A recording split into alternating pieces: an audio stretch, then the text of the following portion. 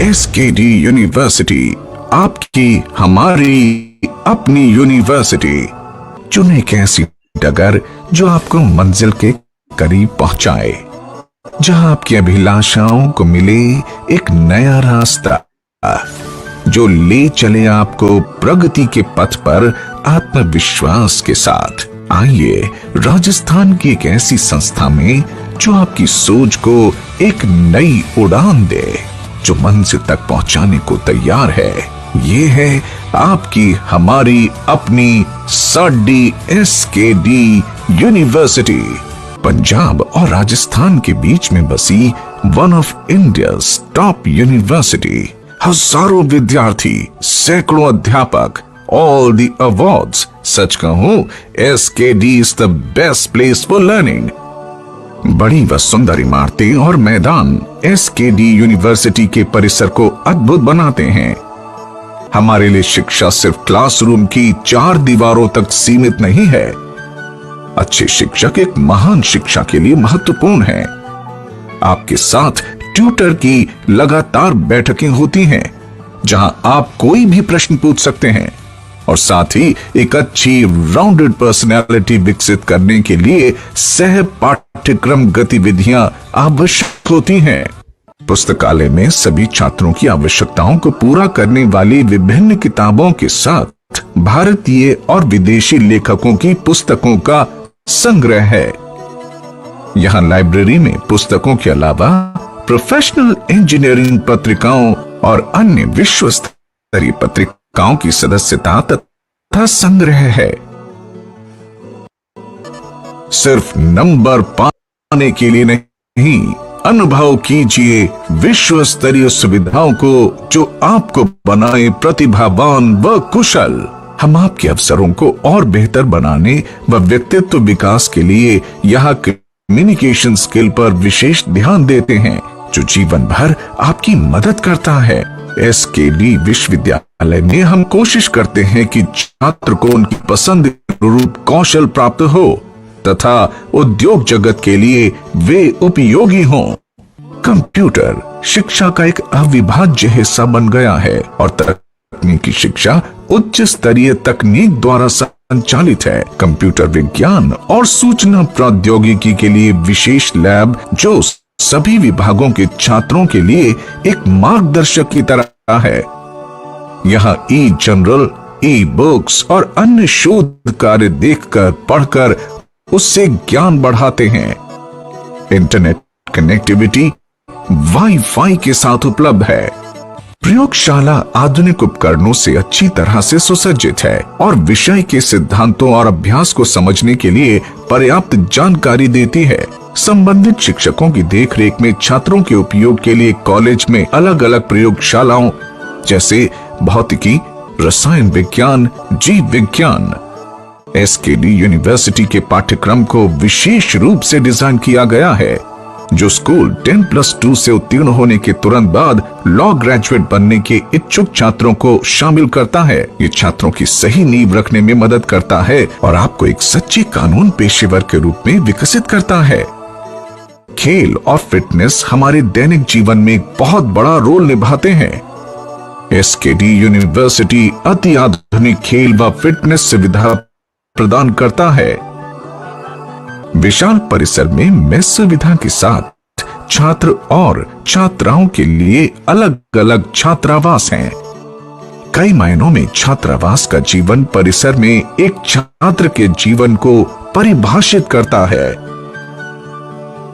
प्रत्येक हॉस्टल में indoor games और व्यायामशाला के लिए अलग अलग कमरे हैं। कुछ शिक्षा को एक दायित्व मान सकते हैं, कुछ इसे एक पेशा मानते हैं, लेकिन कुछ ही इसे जुनून के रूप में देखते हैं। श्री खुशहाल दास यूनिवर्सिटी छात्रों के बहुआयामी विकास के लिए हमेशा तत्पर है।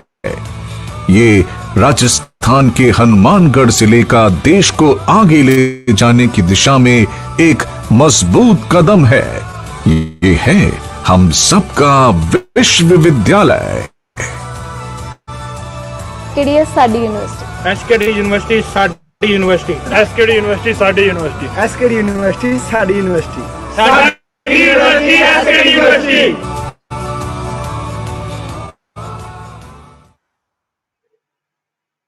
नमस्कार सभी को। मैं doctor Radheshyam on behalf of SKD University welcome to all the participants and our eminent speaker Professor S.D. Purohit in the fifth day of our research methodology workshop. Namaskar sir. It gives me immense pleasure to introduce Professor S.D. Purohit.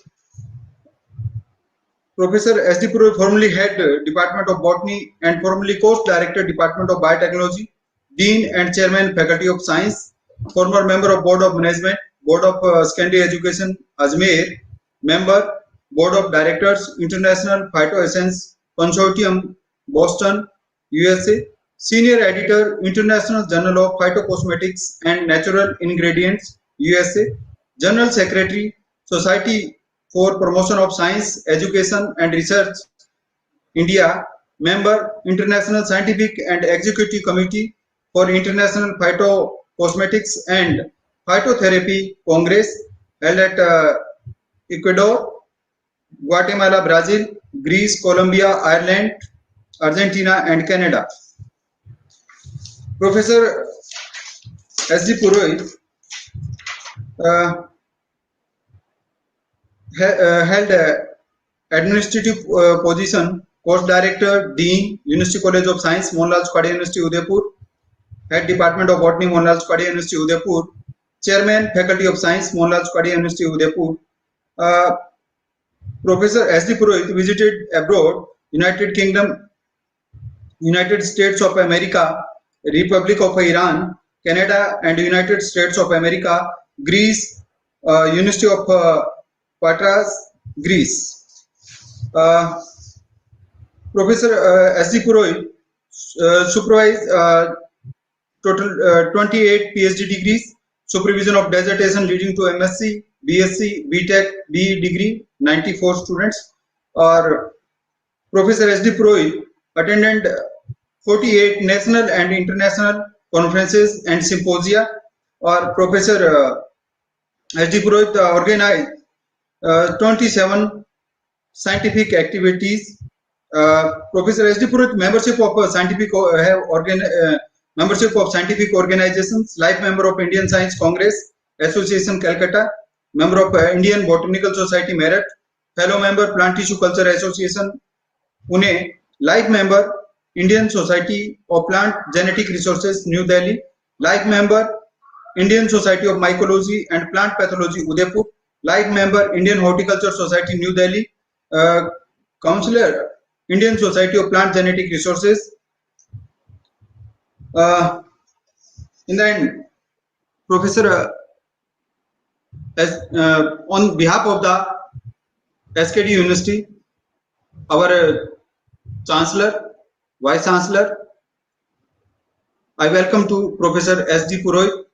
और इस page से जुड़े हुए सभी से मेरा एक अनुरोध है कि जो इस पेज को मैक्सिमम शेयर करें, फेसबुक और यूट्यूब पे लाइक करें। और इस सेशन के एंड के अंदर एक क्वेश्चन और आंसर का भी सेशन होगा। Over to professor S.D. Purohit. Welcome sir.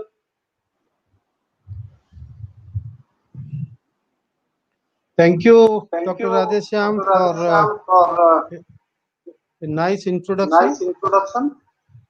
I am once again available with all the participants to talk something different than what I discussed last time. पहले जो मैंने 7 तारीख को जो प्रेजेंटेशन किया था, जिसमें मैंने इस बात की चर्चा की थी कि हम रिसर्च टॉपिक को कैसे सेलेक्ट करें, उस आइडिया को कैसे कंसेप्चुअलाइज करें, किसी अच्छे प्रपोजल के क्या गुण धर्म होने चाहिए और एक अच्छे रिसर्चर के क्या क्वालिटीज होनी चाहिए, उसमें क्या क्या गुण होने चाहिए, यानी एप्टीट्यूड डेवलपमेंट के बारे में मैंने लास्ट टाइम चर्चा की थी। जब मैंने लास्ट टाइम चर्चा की तो उस समय एक बात की विशेष तौर पर मैंने उल्लेख किया था कि एक अच्छे रिसर्च स्कॉलर में 5 गुण होने चाहिए, और उन 5 गुणों में एक गुण इंटरेक्शन का है, दूसरा रीडिंग का है, दूसरा राइटिंग का है, तीसरा आप डिफरेंट टाइप के जो काम करते हैं, यानी रीडिंग, राइटिंग, स्पीकिंग, इंटरेक्शन, ये क्रॉस टॉक्स, ये कुछ महत्वपूर्ण बातें जो मैंने लास्ट टाइम आप लोगों से की। और उनमें सब में एक महत्वपूर्ण पार्ट था जिसको हम कहते हैं आर्ट ऑफ राइटिंग। जब आप कोई भी प्रकार की रिसर्च करते हैं, कोई भी अनुसंधान करते हैं किसी भी विषय में, तो ये स्वाभाविक है कि आप ये इस अपने अनुसंधान को अन्य लोगों तक पहुंचाने का काम करना चाहते हैं। और ऐसा करने के लिए आपके सामने बहुत तरह के विकल्प हैं, जिसमें एक विकल्प है कि आप किसी कॉन्फ्रेंस सिंपोजियम में अपना काम प्रस्तुत करें, और जो दूसरा जो सबसे महत्वपूर्ण है, जिसका कि आप अपने विषय में एक बहुत बड़ा प्रभाव, एक छाप छोड़ सकते हैं, और वो है आर्ट ऑफ मैन्युस्क्रिप्ट राइटिंग, यानी आप अपना एक शोध पत्र कैसे लिखें। न केवल कैसे लिखें, उसको प्रोसेस कैसे करें और उसको प्रकाशित कैसे करें, इस बात की बहुत महत्ता है। और इसी बात को लेकर के मैं आज आपके सामने एक बार फिर उपस्थित हुआ हूं, जिसमें मैं शोध पत्र प्रकाशित करने की प्रक्रिया, उसके दूसरे प्रकार के आयाम, इन तमाम चीजों पे आज हम चर्चा करेंगे। मैं आयोजकों से रिक्वेस्ट करूंगा कि वो मेरी स्लाइड शेयर करें ताकि मैं उसके माध्यम से चर्चा कर सकूं।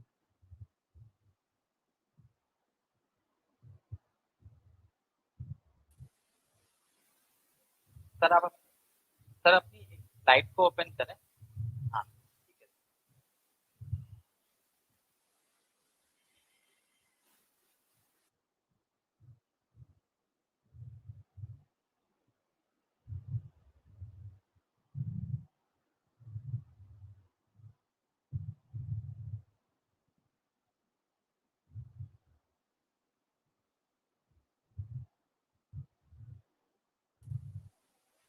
सर कंटिन्यू कर सकते हैं। आप देख सकते हैं? हाँ हाँ हेलो? हाँ सर आ रहा है, दिख रहा है। अच्छा, आप देख सकते हैं, ओके, थैंक यू। तो आज मेरे चर्चा का जो टॉपिक है वो है scientific manuscript writing, processing and publication. जब मैं ये शब्द साइंटिफिक इस्तेमाल करता हूँ, इसका कारण ये है कि मैं साइंस बैकग्राउंड से हूँ और मैं साइंस के विद्यार्थियों को अधिकतर जो है संबोधित करता रहा हूँ। लेकिन ये मेरा जो लेक्चर है, ये जो प्रेजेंटेशन है, ये उन तमाम लोगों के लिए भी उतना ही उपयोगी है जितना विज्ञान के छात्रों के लिए है। इसलिए वो लोग भी इससे जरूर लाभान्वित होंगे, ऐसी मेरी अपेक्षा है। लास्ट लेक्चर में जब मैंने 7 तारीख को आपसे बात की थी, तब मैंने हिंदू कॉन्सेप्ट ऑफ 5 एलिमेंट्स की चर्चा की थी, पंच तत्व के बारे में, जिसमें मैंने अग्नि, वायु, आकाश, पृथ्वी और जल, जो ये 5 तत्व मिलकर के ह्यूमन बॉडी या कॉस्मिक वर्ल्ड बनाते हैं, इसी के समकक्ष मैंने एक रिसर्चर के बारे में, एक सच्चे रिसर्चर के 5 गुणों के बारे में बात की थी, जिसमें thinking, reading, speaking, writing, and interaction. These are the 5 different elements which make a researcher a good researcher.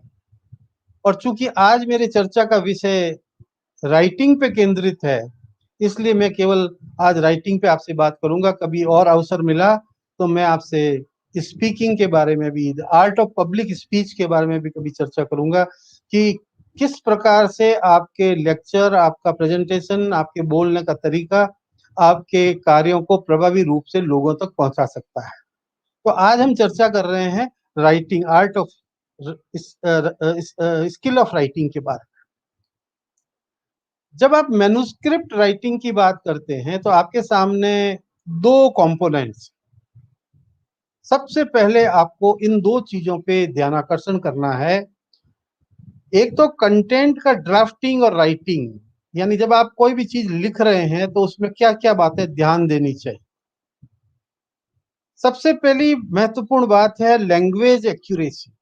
जिस भाषा में भी आप लिख रहे हैं उस भाषा की जो है एक्यूरेसी कितनी है, इस बारे में आपको ध्यान रखना होगा। विशेष तौर पर जब हम अंग्रेजी में लिखते हैं, और चूंकि अंग्रेजी हमारी भाषा नहीं है तो हमें इसके ऊपर बहुत अधिक ध्यान देने की आवश्यकता है। भाषा में ग्रामर बहुत इंपॉर्टेंट है। देन आप कौन सा टेंस का इस्तेमाल करते हैं, इसका ध्यान रखना चाहिए। आप स्पेलिंग मिस्टेक ना करें, इसका ध्यान रखेंगे। पंक्चुएशन का कैसे इस्तेमाल करेंगे, comma, full stop, colon, semi colon कहाँ कहाँ लगना चाहिए, हाइफन कहाँ लगेगा, कंपाउंड वर्ड्स को कैसे लिखा जाता है, ऑफ एंड विच कहाँ लगना चाहिए। ये एक बड़ी बीमारी है लिखने वालों के लिए, मर्जी आए लोग ऑफ का इस्तेमाल करते हैं, विच का इस्तेमाल करते हैं, उसको हमें समझना होगा। नाउन की हैबिट को देखना पड़ेगा, आपको बार बार नाउन की हैबिट नहीं है। जार्गन डेंगलिंग पार्टिसिपल्स, जार्गन्स यानी जो है शब्दों का जंजाल का यूज ना करना। पार्टिसिपल्स जो डेफिनेट नहीं है उनका यूज करना। किस प्रकार से मैन्युस्क्रिप्ट को छोटा रखना, ब्रेविटी, कंसाइजनेस, एब्रिविएशंस का कैसे इस्तेमाल करें, मन से अपनी तरफ से एब्रिविएशन ना बनाएं, और एक स्टैंडर्ड इंटरनेशनल सिंबल्स का इस्तेमाल कैसे करें। ये तमाम बातें जब आप कोई मैन्युस्क्रिप्ट का कंटेंट लिखते हैं तो इनका ध्यान रखना आवश्यक है। इसका दूसरा कंपोनेंट जो है मैन्युस्क्रिप्ट राइटिंग का, वो है कंटेंट का ऑर्गेनाइजेशन कैसे करें। ऑर्गेनाइजेशन का मतलब है कि किस किस रूप में आपके कंटेंट रखे जाने चाहिए। इंपॉर्टेंस ऑफ ऑर्डरिंग आपको पता होना चाहिए, and presentation of contents in respect of style, format, processing and publication procedures. Citing in text references, जब आप टेक्स्ट लिखते हैं तो उसके अंदर रेफरेंस को कैसे साइट किया जाता है, और आखिर में जब आप रेफरेंसेस या बिब्लियोग्राफी बनाते हैं, एंड रेफरेंसेस, तो उसको कैसे प्रेजेंट किया जाता है। यानी जब भी आप कोई भी एक मैन्युस्क्रिप्ट लिखेंगे तो उससे पहले आपको कंपोनेंट ए पे ध्यान देना है, और फिर उनका कैसे ऑर्गेनाइजेशन करना है, यानी पहले क्या आएगा, उसके बाद क्या आएगा, फिर क्या आएगा, फिर क्या आएगा, इसको ऑर्गेनाइजेशन को कैसे अपन करेंगे, ये हमें सीखने की आवश्यकता है। हमारे सामने एक बड़ा प्रश्न है, शोधार्थियों के सामने, अनुसंधानकर्ताओं के सामने, कि अगर आप रिसर्च करते जाएं, डेटा जनरेट करते जाएं, डेटा इकट्ठे करते जाएं, और उनको अगर पब्लिश ना करें तो आपकी प्रायोरिटी, आपकी जो काम की प्राथमिकता है वो समाप्त हो जाती है। इसलिए कॉमन सेइंग है, पब्लिश और पेरिश। या तो आप पब्लिश कीजिए और नहीं तो आपके सारी चीजें गल जाएगी, खत्म हो जाएगी। तो अपने को तीन चीजें जानना जरूरी है। पहली बात तो पब्लिश तो करना ही है, यानी we must publish if we have generated data. लेकिन हम क्यों पब्लिश करना चाहते हैं, इसके बारे में अपने आप को ज्ञान होना आवश्यक है। फिर हम कहाँ पब्लिश करें, ये इंपॉर्टेंट है। और फिर हमें ये जानना है हाउ टू पब्लिश, यानी कहाँ पर पब्लिश करें। ये तीन बातों के ऊपर हम थोड़ी सी चर्चा करेंगे। वाई टू पब्लिश, क्यों लिखना चाहते हैं। एक तो बड़ी सरल बात है, एक बड़ा सरल उत्तर है, सैटिएटिंग डिजायर टू राइट, यानी हमारी जो लिखने की इच्छा है उसको हम संतुष्ट करना चाहते हैं, इसलिए हम कहते हैं कि हम लिखना चाहते हैं। जैसे कवि होता है, एक लेखक होता है, एक शायर होता है, वो इसलिए लिखता है कि उसको लिखने की इच्छा होती है, ही वॉन्ट्स टू राइट, क्योंकि वो अपने आप को संतुष्ट करना चाहता है। तो सबसे इंपॉर्टेंट बात तो ये है कि आप में डिजायर होनी चाहिए लिखने के प्रति, और वो हर रिसर्च स्कॉलर, हर फैकल्टी मेंबर, हर रिसर्चर के लिए एक बहुत महत्वपूर्ण बात है। दूसरा कारण है डिसेमिनेटिंग साइंटिफिक नॉलेज, यानी जो ज्ञान आपने प्राप्त किया है, जो आंकड़े आपने इकट्ठे किए हैं, जो आपने डेटा इकट्ठे किए हैं, जो रिसर्च का परिणाम आपने प्राप्त किया है, उसको लोगों के बीच में वितरित करने का काम, उनके बीच में फैलाने का काम जरूरी है। You want to disseminate scientific knowledge और any knowledge which you have newly generated, आप जरूर चाहेंगे कि ये लोगों के बीच में जाए। तीसरा जो सबसे महत्वपूर्ण कारण है लिखने का, वो ये कि कोई दूसरे लेबोरेटरी में, कोई दूसरे विभाग में, कोई दूसरे विश्वविद्यालय में कहीं सेम एक्सपेरिमेंट ना कर रहे हों जो बाद में पता लगे कि ये रिपीटिशन हो रहा है। तो अगर आप अपने डेटा को पब्लिश कर देते हैं, आप उसको प्रकाशित कर देते हैं, तो दूसरों को पढ़ करके ये पता लग जाएगा कि ये एक्सपेरिमेंट हमें नहीं करना है, क्योंकि ये एक्सपेरिमेंट ऑलरेडी हो चुके हैं। So we want to prevent repetition of scientific experiments. चौथा सबसे महत्वपूर्ण बात है कि हम हमारे कंट्रीब्यूशन, जो अपना योगदान दे रहे हैं, वैज्ञानिक या दूसरे प्रकार का शोध में योगदान दे रहे हैं, उसका हमें लाभ भी मिले, उसका हमें क्रेडिट भी मिले, उसका हमें जो है यथासंभव हमें उसका क्रेडिट मिले। एक और बात है कि जो विज्ञान के विद्यार्थी हैं, जब वो कोई भी चीज पब्लिश करते हैं तो वो लोगों में एक वैज्ञानिक टेम्पर पैदा करते हैं, उनमें वो सोच पैदा होती है। पॉपुलर आर्टिकल्स अगर कोई लिखता है, कोई वैज्ञानिक लिखता है, तो उससे पब्लिक को सेंसिटाइज किया जा सकता है और उन्हें ये बताया जा सकता है कि साइंस में जो डेवलपमेंट्स हो रहे हैं उनका क्या उपयोग है। आप लोग अच्छी तरह से जानते हैं कि अभी अखबारों में, न्यूज मीडिया में, टीवी चैनल्स पर पब्लिक अवेयरनेस के ऊपर कि क्यों वैक्सीनेशन इंपॉर्टेंट है, कोविड के क्या दुष्परिणाम है, कोविड कैसे फैलता है, कोविड कैसे बचा जा सकता है, अगर ऐसे आर्टिकल और अगर ऐसे वीडियोस ना होते तो शायद हम विज्ञान के बारे में इतना नहीं जान पाते जितना अभी जो ये कोरोना महामारी हुई है उसमें हमें जानने का मौका मिला है।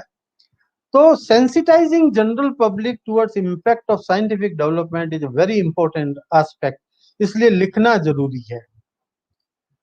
लिखना इसलिए भी जरूरी है कि कई बार आपके दिमाग में कोई भी वैज्ञानिक अपना पक्ष रखने का मन करता है कि मैं ये मानता हूं, मैं ये मानती हूं कि इस विज्ञान के अनुरूप ये चीज समझ में आती है, तो आप अपनी बात, अपना ओपिनियन, अपना पक्ष, वैज्ञानिक पक्ष जो है एक्सप्रेस कर सकते हैं, लिख करके ही कर सकते हैं, अदरवाइज आपकी मन की बात आपके मन में ही रह सकती है। So there are several reasons that why we want to publish. Now, where to publish? We know that there are large number of scientific journals available in the field, and there are very high grade scientific journals and there are very low grade scientific journals.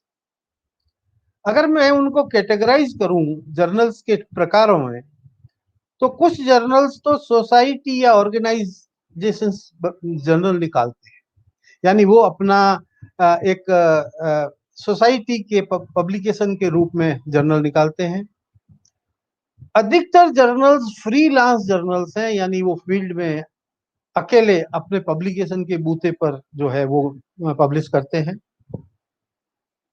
Journal annual review भी हो सकता है, यानी साल में एक बार छपता है, या कुछ ऐसे रिव्यू जर्नल्स हो सकते हैं जो केवल रिव्यू छापते हैं, ओरिजिनल रिसर्च नहीं छापते हैं। कुछ ऐसे फ्री और ओपन एक्सेस ऑनलाइन जर्नल्स होते हैं जो मुफ्त में आपको उपलब्ध होते हैं, जिनको आप पढ़ सकते हैं। कुछ ऐसे जर्नल्स होते हैं जिनमें केवल रिसर्च के एब्स्ट्रैक्ट छपते हैं, यानी उनकी केवल समरी छपती है।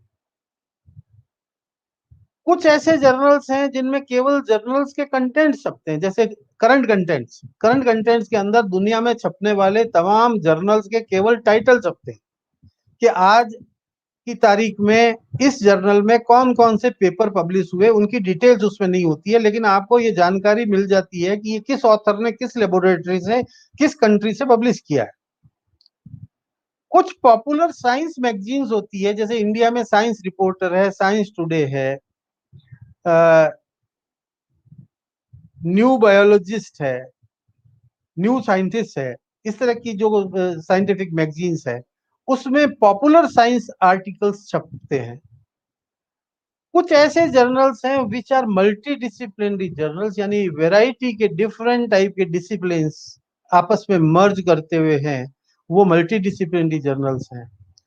Then there are subject specific journals हैं, कोई मॉलिक्यूलर बायोलॉजी का जर्नल है, कोई प्लांट टिश्यू का जर्नल है, कोई प्लांट पैथोलॉजी का है, कोई टेक्सोनॉमी का है, कोई ब्रायोलॉजी का है, कोई जो है वो इतना बॉटनी का है, कोई फार्माकोलॉजी का है, कोई फार्मास्यूटिक्स का है।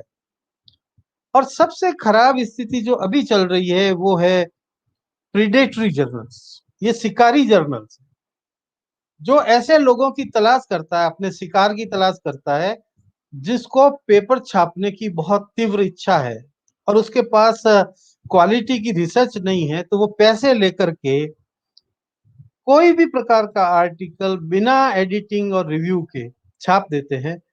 उनको हम कहते हैं प्रीडेटरी जर्नल्स, और ऐसे जर्नल से बचना बहुत आवश्यक है। फॉर्म ऑफ पब्लिकेशन में प्रिंट फॉर्मेट में छपते हैं कई जर्नल, अब ये धीरे धीरे कम होने लगा है प्रिंट के, क्योंकि डिजिटल वर्ल्ड हो गया है, तो लोग कम से कम प्रिंट फॉर्मेट में जर्नल को पढ़ना पसंद करते हैं। So most of the journals are in electronic format including online open access publications. ऐसे बहुत सारे पब्लिकेशंस अभी आप देखेंगे जो ऑनलाइन उपलब्ध है।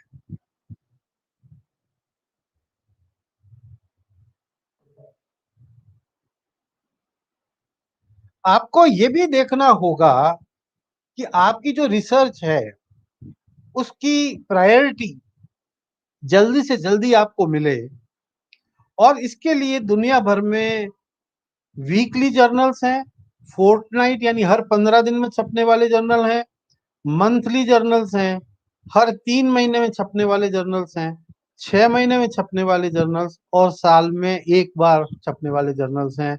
तो अगर आपको अपने डेटा, अपनी रिसर्च को जल्दी से जल्दी छापना है, तो आपको ये फ्रीक्वेंसी तय करनी पड़ेगी कि मुझे कितना जल्दी पब्लिकेशन चाहिए और उसके अनुरूप जो है।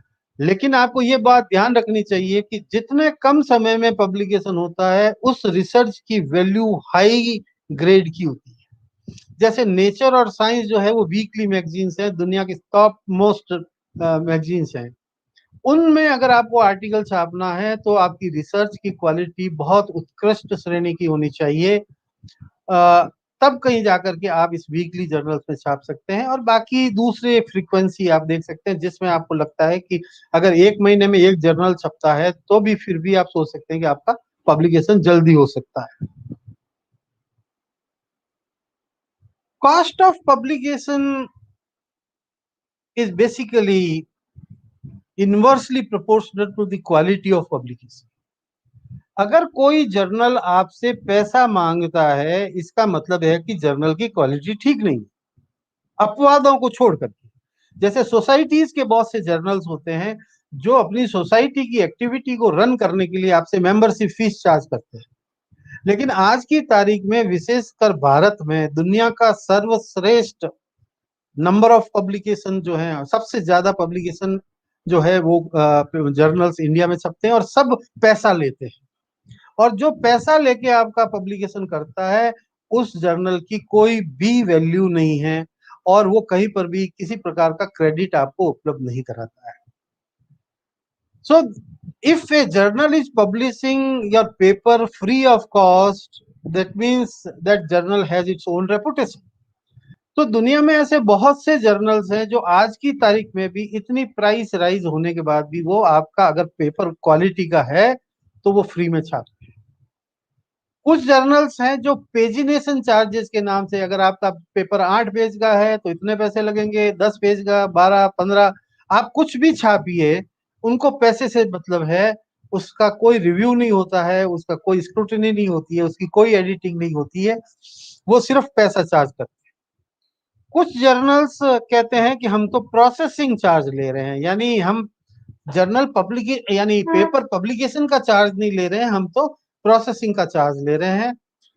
कुछ जर्नल्स हैं जो बहुत अच्छी रेपुटेशन के जर्नल्स हैं, जो सारे पेपर फ्री में छापते हैं, लेकिन यदि आपका पेपर कोई उसमें कोई कलर कंटेंट है तो वो बहुत महंगा होता है, तो वो आपसे ये पूछेंगे कि अगर आप इस फोटोग्राफ को कलर में छापना चाहते हैं तो हम आपसे चार्ज लेंगे।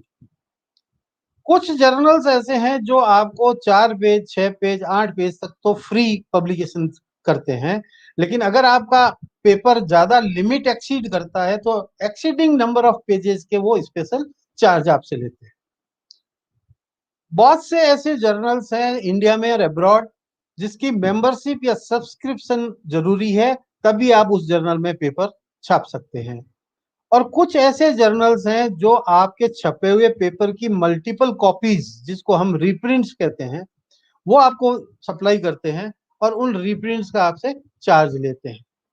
तो कहने का मतलब ये हुआ कि whenever there is a charging of the cost of publication, that means one can very easily and safely understand that the journal is not of very high value generally, exception सब जगह है। आपने एक अन्य लेक्चर में quality of publication को जज करने का लेक्चर सुना होगा, जिसमें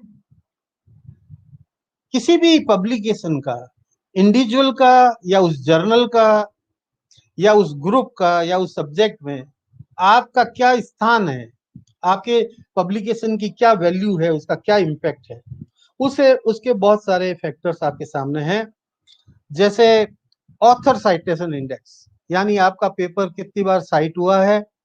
जर्नल का इम्पैक्ट फैक्टर क्या है, there is a long list of impact factor of journals, और आपको ये जान के हैरानी होगी कि इंडिया का एक भी जर्नल ऐसा नहीं है जिसका इम्पैक्ट फैक्टर 1 से ज्यादा हो, 1-2 अपवादों को छोड़ करके। आप कुछ लोगों के पर्सनल रेस्पॉन्स के आधार पर भी अपना असेसमेंट कर सकते हैं कि आप का पब्लिकेशन कितना इफेक्टिव है। आपने देखा होगा कि बहुत सारी यूनिवर्सिटीज और कॉलेजेस आपसे ये कहते हैं कि आपका पब्लिकेशन या तो ISSN में इंडेक्स होना चाहिए या ISBN में होना चाहिए। ISSN का मतलब है इंटरनेशनल स्टैंडर्ड सीरियल नंबर, या ISBN का मतलब है इंटरनेशनल स्टैंडर्ड बुक नंबर। ये ISBN किताब के लिए है और ISSN जो है वो किसी जर्नल आर्टिकल के लिए है। ये बड़ा ही आसान नंबर होता है और इसमें छाप लेना कोई बहुत बड़ी उपलब्धि नहीं है। हर एक पब्लिकेशन का ISSN होता है, हर एक का ISBN होता है, और अगर इसमें कुछ भी आप छापते हैं तो आप इस बारे में ना सोचें कि ये बहुत इम्पैक्ट रखता होगा। इम्पैक्ट के लिए author citation index, journal impact factor या एच इंडेक्स, हिरिस इंडेक्स जिसको कहते हैं, the H index is a metric for evaluating cumulative impact of an author's scholarly output and performance. It measures quantity with quality by comparing publication to citations. The H index corrects for the disproportionate weight of highly cited publications or publications that have not yet been cited. यानी H index एक अलग प्रकार की scale है जो हिरिस ने जो है इजाद की थी। उनका ये मानना था कि केवल जर्नल के इम्पैक्ट फैक्टर से या ऑथर के साइटेशन इंडेक्स से हम केवल उसकी रिसर्च की क्वालिटी का पता नहीं लगा सकते, क्योंकि कई बार इम्बैलेंस होता है इन बातों के लिए। इसलिए उसको एलिमिनेट करने के लिए उन्होंने एक फॉर्मूला इजाद किया जिसके आधार पर एच इंडेक्स तैयार किया जाता है, और आपका इंडिविजुअल एच इंडेक्स आपकी पब्लिकेशन को जो है वो एसेस करता है, उसकी क्वालिटी। एक और इंडेक्स है जिसको हम आई इंडेक्स कहते हैं, I10 index, the number of publication with at least 10 citation, यानी आपके ऐसे कितने पेपर हैं जो कम से कम 10 बार साइट हुए हैं, तो उसके हिसाब से आपका आई इंडेक्स कैलकुलेट किया जाता है। तो कहने का मतलब है कि अगर आप इन तमाम चीजों में से कहीं पर भी अगर अच्छी क्वालिटी में फिट नहीं होते हैं, तो आपकी जो रिसर्च है, जिसको आप खुद सेल्फ एसेस कर सकते हैं कि उसका कितना इम्पैक्ट है, ये भी एक अलग विषय है कि जब भी आप कहीं पर अप्लाई करते हैं, जहां पे भी आप इंटरव्यू में जाते हैं, तो आपसे हमेशा ये पूछा जाएगा आपका साइटेशन इंडेक्स क्या है, आपके जर्नल का इम्पैक्ट फैक्टर क्या है, या फिर एच इंडेक्स क्या है, या आई इंडेक्स क्या है। ISSN और ISBN तो एक बहुत मोस्ट ऑर्डिनरी कॉमन आइटम है, जो कोई भी पब्लिकेशन के साथ हमेशा जुड़ा रहता है। कौन पब्लिश कर सकता है? One who has generated experimental data, जिसने डेटा जनरेट किया हो, जिसमें उसको लगता हो कि मैंने कुछ एग्जिस्टिंग नॉलेज में एडवांसमेंट किया है और उसको मुझे जनता तक पहुंचाना चाहिए। या कुछ ऐसे लोग हैं जो थ्योरेटिकल थिंकिंग करते हैं, जिनके पास ओरिजिनल आइडियाज हैं, जिसके एक्सपेरिमेंटल प्रूफ तो नहीं है, लेकिन अगर आपके पास लॉजिकल साइंटिफिक आइडियाज हैं, तो उनको भी आप पब्लिश कर सकते हैं। पब्लिश वो भी कर सकते हैं जो ये चाहते हैं कि इंफॉर्मेशन को इकट्ठी की जाए और उस सब्जेक्ट के बारे में बेटर अंडरस्टैंडिंग डेवलप की जाए। तो रिव्यू आर्टिकल्स जो हैं वो भी आप छाप सकते हैं। एक पर्टिकुलर विषय को लेकर के पिछले 10 सालों में क्या किस विषय में कितनी जो है प्रोग्रेस हुई है, उसमें क्या विकास हुआ है, उसको लेकर के आप छाप सकते हैं। उसके लिए आपको खुद को एक्सपेरिमेंटल डेटा जनरेट करने की जरूरत नहीं।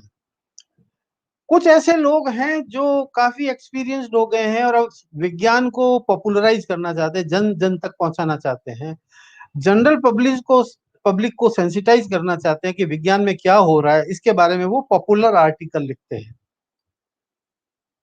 कुछ ऐसे लोग हैं who has analyzed the rationale of scientific contribution published and wants to offer criticism, opinion and comments।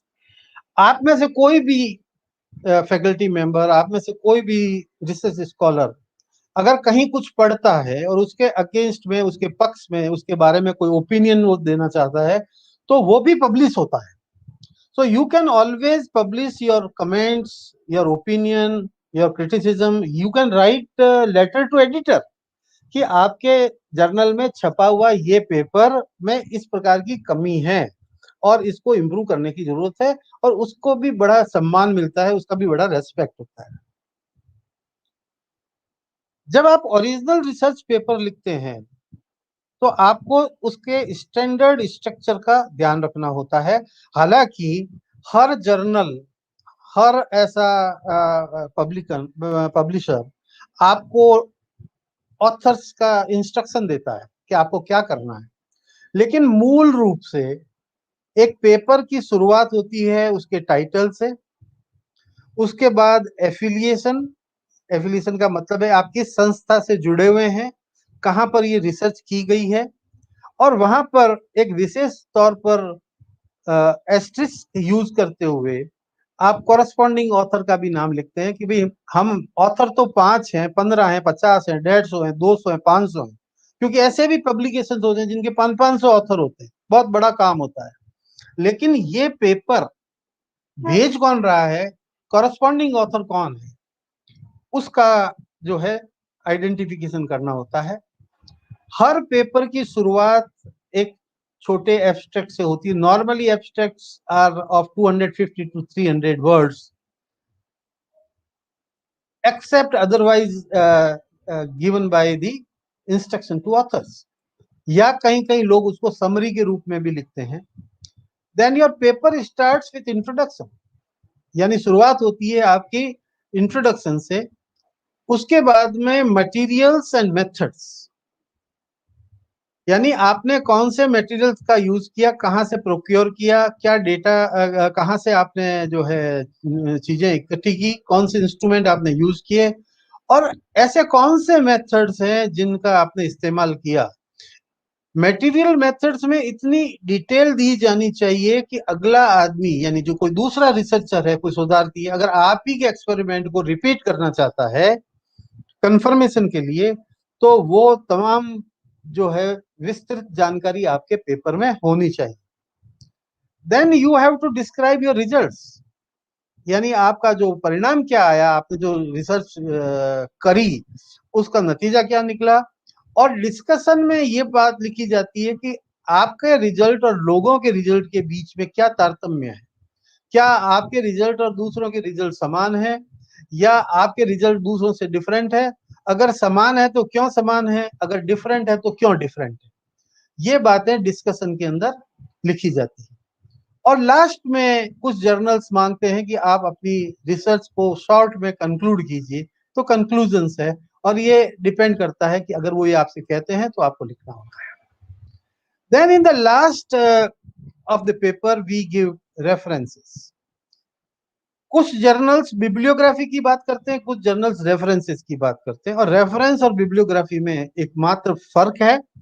References केवल वो रेफरेंसेस होते हैं जो आपने टेक्स्ट में साइट किए हुए, जबकि बिब्लियोग्राफी में ऐसा कोई भी पेपर हो सकता है, ऐसा कोई भी कंटेंट हो सकता है जो आपने पढ़ा है लेकिन आपने इसमें अंदर साइट नहीं किया है। This is the difference between references and bibliography. आपके पेपर के साथ टेबल्स हो सकती हैं, ग्राफ हो सकते हैं, फोटोग्राफ्स हो सकते हैं, फिगर्स हो सकते हैं। और अगर आप फोटोग्राफ्स और फिगर्स भेजते हैं तो उसके साथ फिगर लेजेंड्स होते हैं, यानी you have to explain the photograph, यानी फोटोग्राफ में क्या दिखाई दे रहा है वो फिगर लेजेंड्स में लिखे जाएंगे। Then most of the journal ask you for keywords. 5 से 6 शब्दों का ये जो कीवर्ड्स हैं वो आपको देने होते हैं। कुछ जर्नल्स फुट नोट्स मांगते हैं, अगर आप कोई चीज को एक्सप्लेन करना चाहते हैं फुट नोट में। Then you have to give copyright transfer, क्योंकि जब भी आप अपना कोई भी पब्लिकेशन करते हैं आपका कॉपीराइट होता है। और ये कॉपीराइट जब तक आप जर्नल को ट्रांसफर नहीं करते हैं, जर्नल आपका पेपर पब्लिश करने का अधिकारी नहीं होता है। तो एक प्रोफार्मा आपको भर के देना पड़ता है कि मैं मेरा कॉपीराइट जो है वो जर्नल को ट्रांसफर कर। और कई जर्नल्स अब आपसे ये मांगने लगे हैं कि क्या आपने प्लेजियरिज्म और ओरिजिनलिटी इसका चेक किया कि नहीं किया, about the ideas and the contents. So you have to give an undertaking. और एक और चीज है जो मैं यहाँ पे मिस कर रहा हूँ, acknowledgements. So in the end of the paper, you have also to give acknowledgements, who has funded research, who has supported you to carry out this research, and anything when you want to thank somebody. तो इस paper के and में जो है वो भी लिखा जाता है। और it is not acknowledgement, but ये हमेशा एक्नॉलेजमेंट्स के रूप में लिखा जाता है। जब आप किसी जर्नल को चूज करते हैं तो मैंने शुरू में आपसे बताया कि बहुत से जर्नल्स जो है वो आप उसकी फ्रीक्वेंसी के आधार पर चूज करते हैं, यानी weekly, fortnightly, quarterly, 6 monthly, yearly, ये सब। लेकिन कुछ और फैक्टर्स हैं जिससे आप जर्नल चूज करते हैं और उस जर्नल की क्वालिटी का जजमेंट करते हैं। सबसे पहले आप ये देखते हैं कि उस जर्नल में किस प्रकार के पेपर छप रहे हैं, नेचर ऑफ कंट्रीब्यूशन, और आपके सब्जेक्ट के रेलेवेंस के पेपर उसमें छपते हैं कि नहीं छपते हैं। Suppose you are working on a topic in plant pathology and you are looking for a journal in taxonomy, तो टेक्सोनॉमी में टेक्सोनॉमी के पेपर छपते हैं और पैथोलॉजी में पैथोलॉजी के पेपर छपते हैं। तो आपका सब्जेक्ट रेलेवेंस ढूंढना बहुत जरूरी है। जर्नल का स्कोप हमेशा जर्नल के अंदर दिया हुआ होता है कि ये जर्नल किस प्रकार के पेपर्स को छाप सकता है, कंसीडर कर सकता है, तो आपको ये पढ़ना चाहिए। दूसरा, आपको ये देखना चाहिए कि ये जो जर्नल छप रहा है इसको पढ़ता कौन है और इसका टारगेट ऑडियंस कौन है। यानी ये साइंटिस्ट के लिए है, ये टीचर्स के लिए है, ये स्टूडेंट्स के लिए है, ये पॉपुलर साइंस है। ये आपको देखना पड़ेगा कि ये जर्नल किस प्रकार का है। दूसरा, आप अगर जान सकें, जो कि संभव होता है, कि इसका सर्कुलेशन कितना है, यानी कितने लोग इसको सब्सक्राइब कर चुके हैं, 2000, 5000, 10,000, 20,000, लाख, 2 लाख, ये सारे इस बात पर निर्भर करता है कि इसका सर्कुलेशन कितना है। फ्रीक्वेंसी ऑफ पब्लिकेशन की बात मैंने आपसे पहले भी की। देन कॉस्ट कंसिडरेशन, इसकी चर्चा हम ऑलरेडी कर चुके हैं कि कॉस्ट नहीं देनी पड़े ऐसे जर्नल में छापा जाना चाहिए। Speed of publication is again important. कई बार क्या होता है कि जर्नल्स क्लेम तो ये करते हैं कि हम मंथली जर्नल, लेकिन आप पेपर भेजते हैं आज, यानी आप अगर 11 जून को पेपर भेजेंगे और आपका पेपर छपेगा 11 जून 22, जर्नल तो मंथली है, लेकिन आपका नंबर आता है 12 महीने बाद। इसका मतलब ये है कि इसके अंदर जो स्पीड ऑफ पब्लिकेशन है, प्रोसेसिंग ऑफ पेपर्स है, वो स्लो है।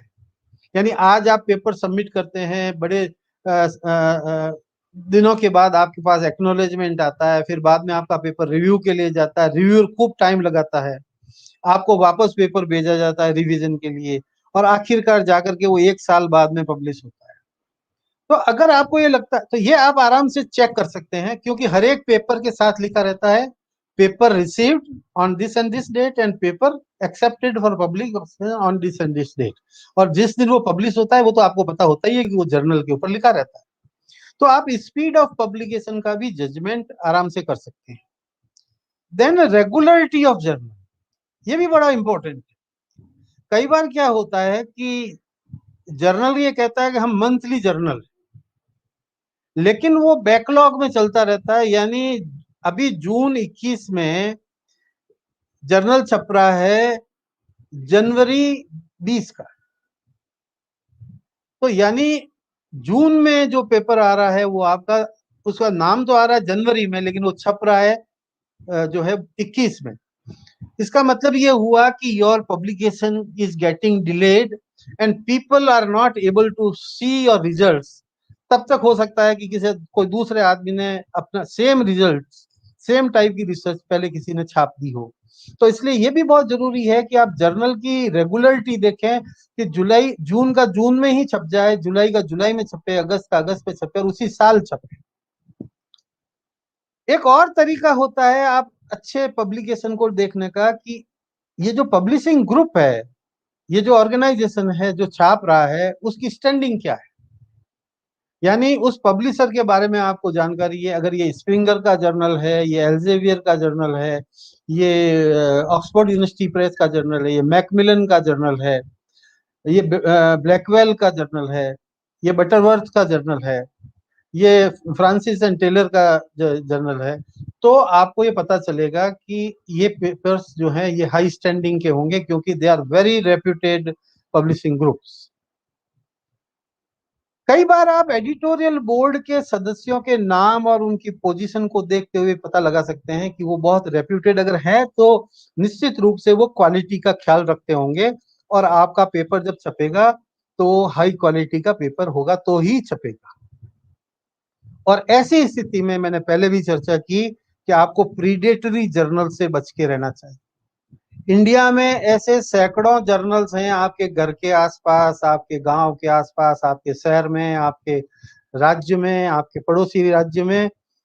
वो बार बार आपको ईमेल भेजते हैं कि आप हमारे यहाँ पेपर भेजिए, हमारे यहाँ पेपर भेजिए।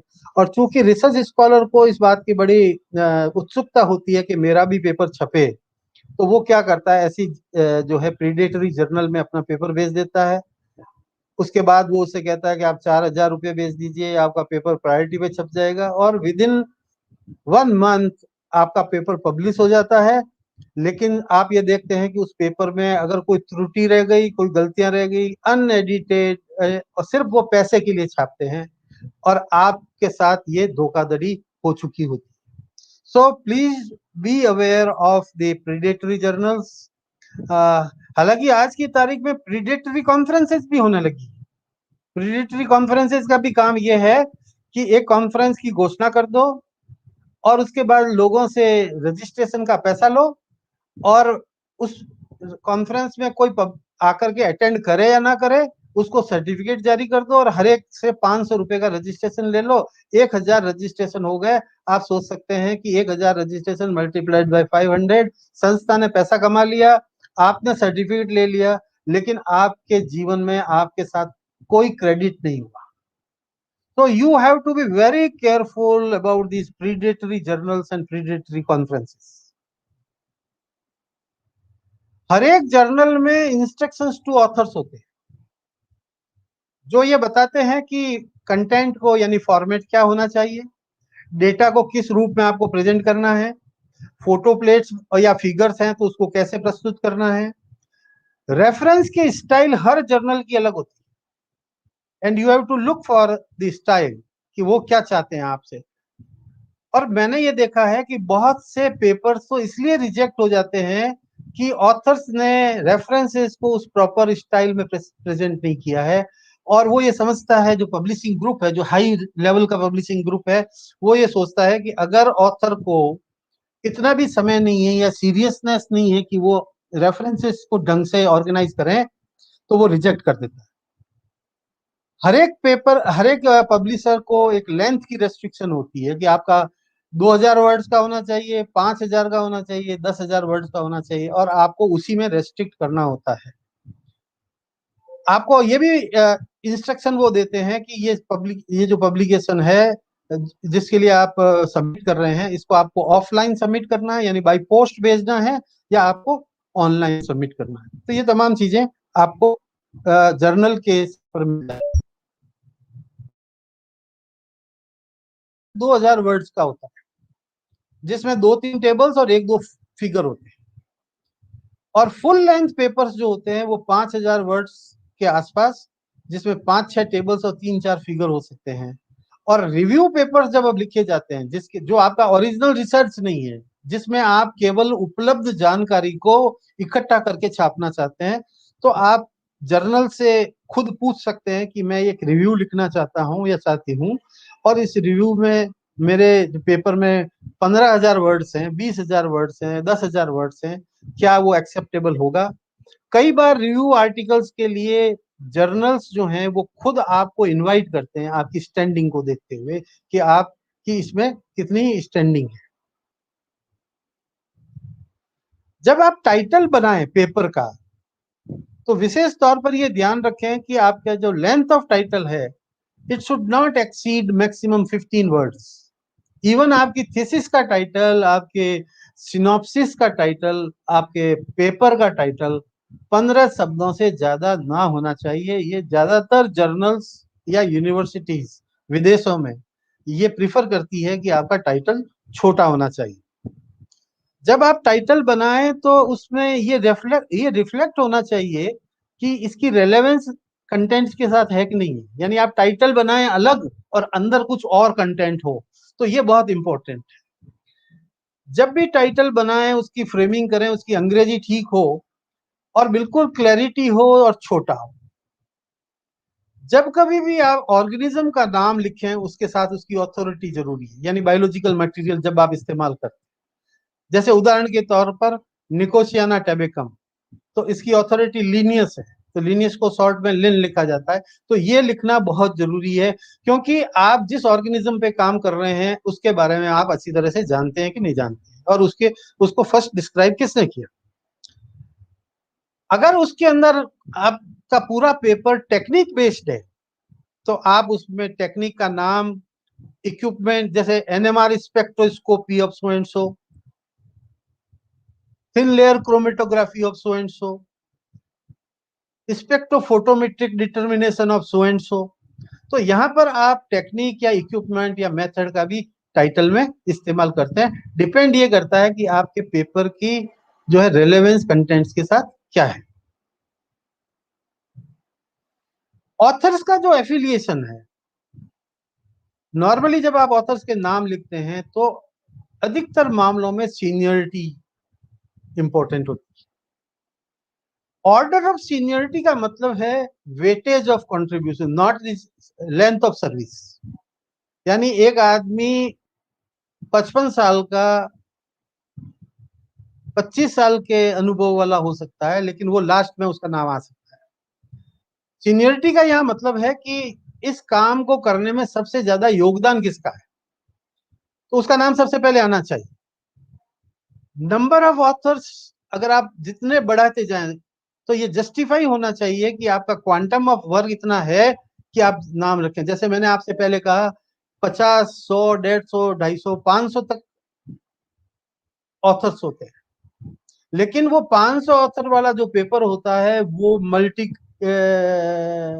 डिसिप्लिनरी, दुनिया भर की कंट्रीज हजारों साइंटिफिक वर्कर्स उसके साथ जुड़े होते हैं, और फिर वो एक पेपर पब्लिश होता है तो उसमें 500 जो है ऑथर्स भी हो सकते हैं।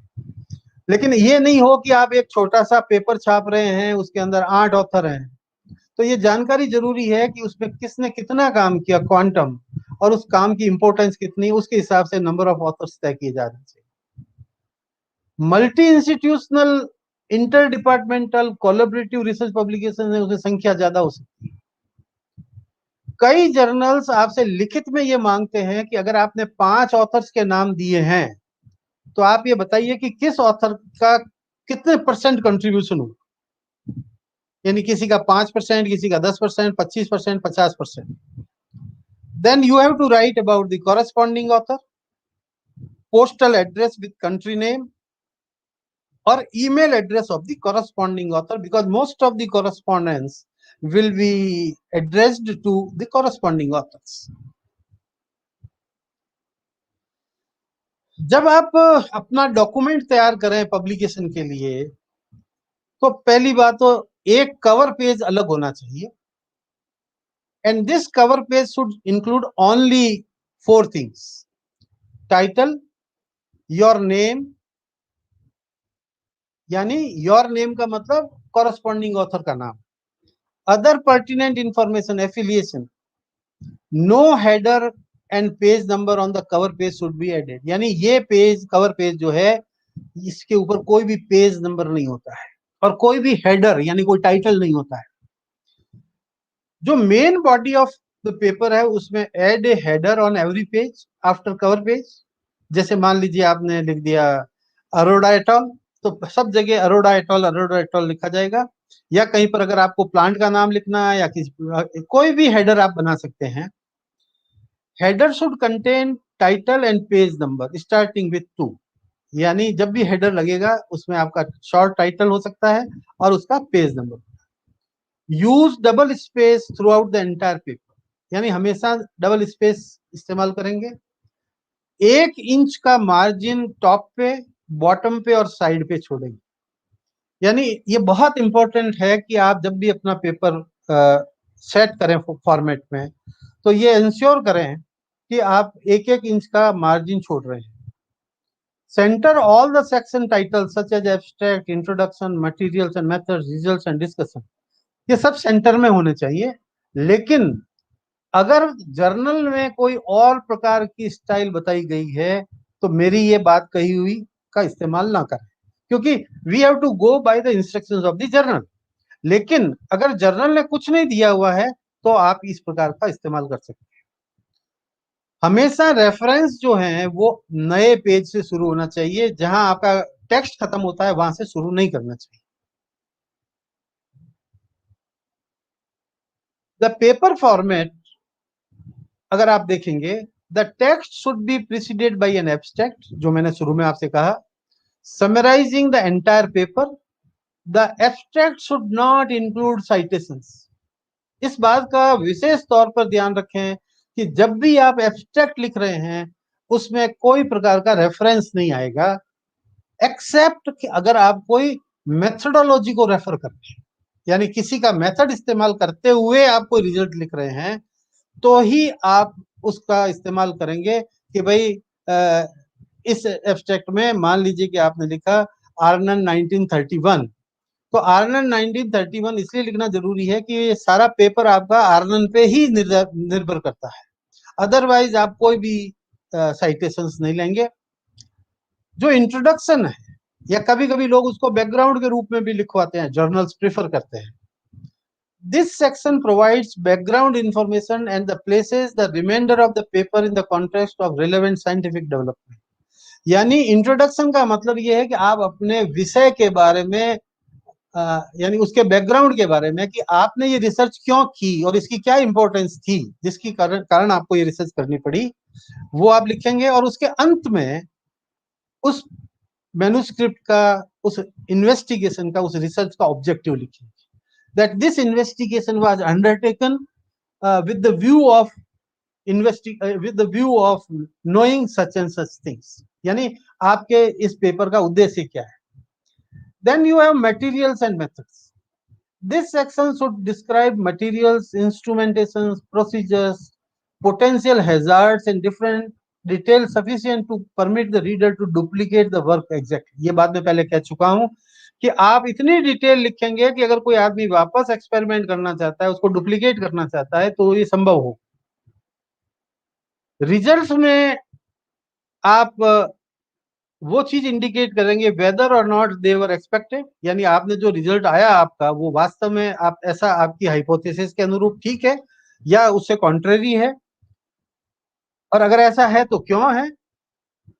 अगर कोई पॉसिबल एरर हो सकती है रिजल्ट्स में तो उसको भी मेंशन किया जाना जरूरी है कि मेरे ये जो एक्सपेरिमेंटल डिटेल्स है इसमें मेरे जो नतीजे हैं उसमें किस प्रकार की संभावना है गलत होने की।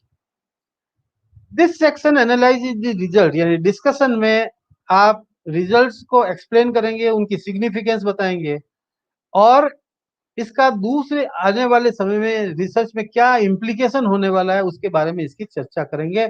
मैंने आपको पहले भी बताया कि डिस्कशन जनरली दूसरे लोगों के काम के साथ अपने काम की तुलना करते हुए क्या वो उसके साथ सहमत हैं या असहमत हैं, और वो अगर सहमत है तो क्यों है, असहमत है तो क्यों है, इसकी चर्चा डिस्कशन में की जाती है। कंक्लूजन में हाईलाइट लिखे जाते हैं इन्वेस्टिगेशन के कि मेरे इस रिसर्च में प्रमुखता से मैंने क्या विशेष तौर पे हासिल किया। जो एंड मैटर है, this portion of document include the reference list and any appendices और इंडेक्सेस, यानी टेबल है, फिगर्स है, वो सब पेपर के लास्ट में लगाए जाते हैं एंड मैटर रूप में। और मैंने आपसे कहा कि रेफरेंस हमेशा नए पेज से शुरू होते हैं।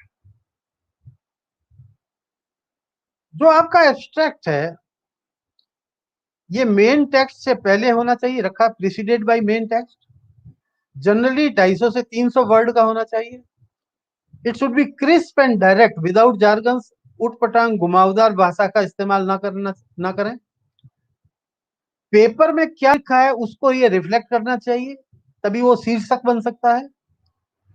No reference should be included except methods, और इसके अंदर कोई भी डिस्कशन नहीं होता है। Abstract is simply a document a content, a text which refers to the achievement of the investigation.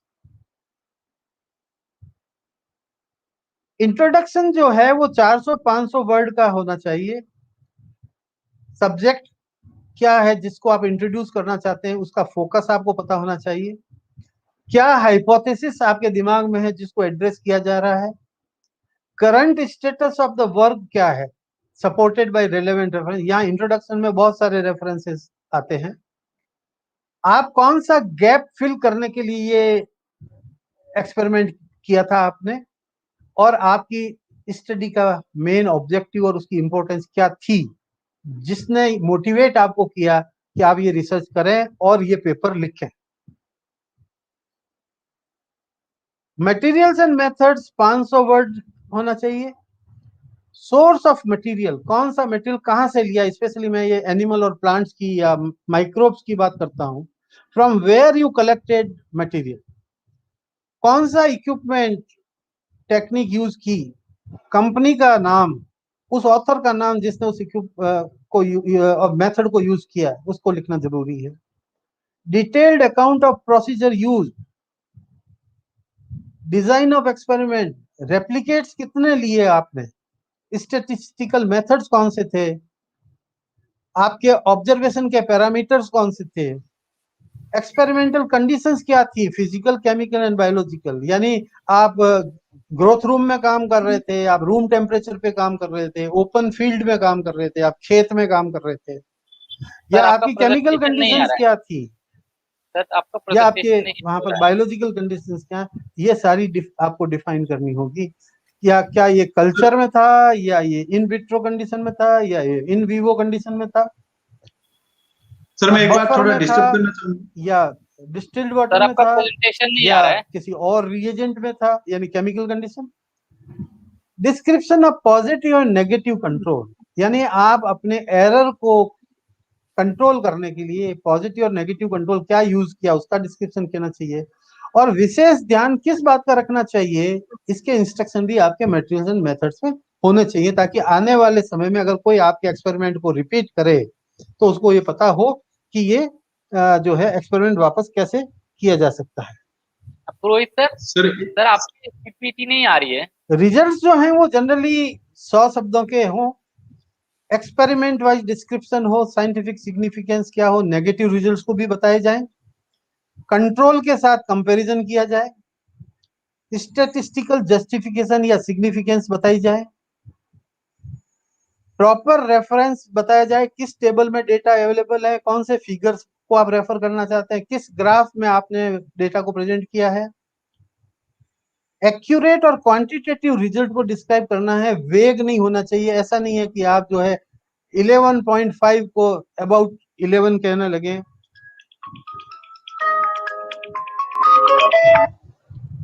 हाँ रघुनाथ जी। प्रेजेंटेशन सर आ नहीं रहा है जी, आपका प्रेजेंटेशन आ नहीं रहा है। कितनी स्लाइड से नहीं आ रहा है? एब्स्ट्रैक्ट के बाद के लिए आ रहा है। अच्छा अच्छा, वापस रिकनेक्ट करता हूँ। सर प्रेजेंटेशन ऑन कर दीजिए, आप कंटिन्यू रखिए। रिकंटिन्यू करूँ? नहीं, वो तो दिखाना पड़ेगा ना। हाँ प्रेजेंटेशन आ गया सर, आगे। अभी आ गया सर। अभी अच्छा आ गया, ठीक है, ओके। इसकी पिछली वाली स्लाइड से सर। इसके बाद? जी सर, इसके बाद। ओके। इंट्रोडक्शन में 400 से 500 शब्द होने चाहिए। इंट्रोडक्शन में वो सब्जेक्ट फोकस में होना चाहिए जिस पे आप रिसर्च कर रहे हैं। हाइपोथेसिस क्या थी जिसके आधार पर आपने एक्सपेरिमेंट्स किए, आपके काम का करंट स्टेटस क्या है रेफरेंसेस को सपोर्ट करते हुए, मेजर गैप्स आपने क्या आइडेंटिफाई किए और आपकी स्टडी का ऑब्जेक्टिव क्या और इसकी इंपॉर्टेंस क्या है। मटेरियल मेथड में 500 वर्ड से ज्यादा ना हो, आपका सोर्स मटेरियल यानी ऑथेंटिसिटी ऑफ द मटेरियल पता हो, आइटम, इक्विपमेंट, टेक्निक जो यूज किया गया है उसके बारे में आपको जानकारी डिटेल में देनी है, detail account of procedure use, design of experiment, कितने रेप्लिकेट्स आपने लिए, स्टेटिस्टिकल कौन से मेथड्स यूज किए, पैरामीटर्स ऑफ ऑब्जर्वेशंस क्या थी, एक्सपेरिमेंटल कंडीशन में फिजिकल कंडीशंस क्या थी, क्या लैब कंडीशन थी, ग्रोथ रूम कंडीशंस थी, ओपन फील्ड कंडीशंस थी, ग्रीन हाउस था क्या था, केमिकल कंडीशंस, बायोलॉजिकल कंडीशंस क्या थी, पॉजिटिव और नेगेटिव कंट्रोल्स आपने क्या यूज किए और आपने स्पेशल केयर क्या ली, इनका आपको ध्यान रखना है। रिजल्ट्स जो है वो 1000 वर्ड्स के आसपास हो, जिसमें एक्सपेरिमेंट वाइज डिटेल दी गई हो, सुटेबल कंट्रोल के साथ कंपैरिजन दिया गया हो, स्टैटिस्टिकल सिग्निफिकेंस क्या है, हर रिजल्ट के सपोर्ट में अगर आपने टेबल दी है तो उसको प्रॉपरली रेफर करें कि कौन सी टेबल में क्या दिया है, फिगर क्या दिया है। एक्यूरेट और क्वांटिटेटिव रिजल्ट को डिस्क्राइब करना है, आपको वेग तरीके से नहीं कहना है। अगर आपके पास 11.5 है तो 11.5 की बात करेंगे, ये नहीं कहेंगे अराउंड 11, ये नहीं कह सकते हैं आप। और कोई भी अनसब्सटेंशिएटेड और वेग स्टेटमेंट आप नहीं देंगे।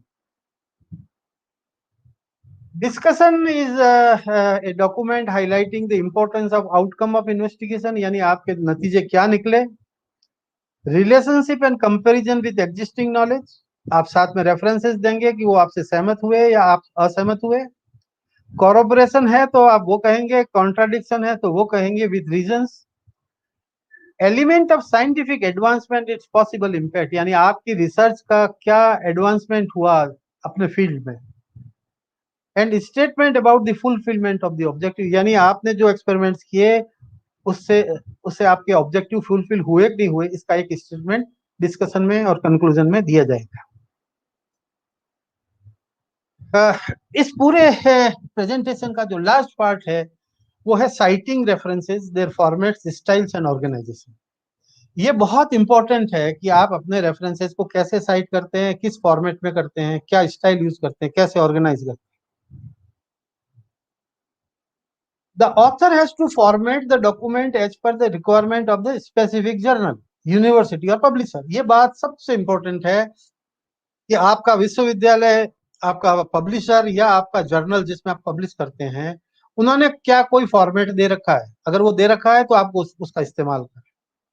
अगर ऐसा नहीं है और आपको फ्रीडम है to choose any style and form which is internationally recognised, तो आप एक इंटरनेशनली रिकॉग्नाइज्ड फॉर्म को यूज करेंगे, और वो उसके लिए दुनिया भर की अवेलेबल इंफॉर्मेशन है जिसकी चर्चा मैं बाद में आपसे करूंगा। लेकिन एक बात का ध्यान रखा जाए कि जब भी आप किसी भी फॉर्मेट का इस्तेमाल करें, फॉलो ओनली वन स्टैंडर्ड। ऐसा नहीं हो कि कुछ बातें में किसी एक्स का यूज किया, फिर वाई का यूज किया, फिर जेड का यूज किया, तो you will create a mess. Reference की जो स्टाइल्स जो हमें सीखनी और समझनी होती है उसमें दो तरह से है। एक तो इन टेक्स्ट साइटेशन, यानी जब आप अपना मैटर लिख रहे होते हैं तो बीच बीच में आपको साइटेशन देना पड़ता है, जिसको हम इन टेक्स्ट साइटेशन कहते हैं, और इन्हीं साइटेशंस को फिर आखिर में अपन रेफरेंसेस के रूप में कोट करते हैं। तो इन दोनों चीजों को अपने को समझने की जरूरत है। अगर आप मेडिकल साइंस में रिसर्च करते हैं और आपके जर्नल ने कोई भी अगर ऐसी इंफॉर्मेशन नहीं दी है, नॉर्मली हर जर्नल अपनी गाइडलाइंस देता है और हर जर्नल आपको ये भी रेफर करता है कि हम कौन सी गाइडलाइंस को फॉलो करते हैं। जैसे ये एक मैनुअल है, स्टाइल मैनुअल कहते हैं इसको, AMA manual of style, American medical association का मैनुअल है।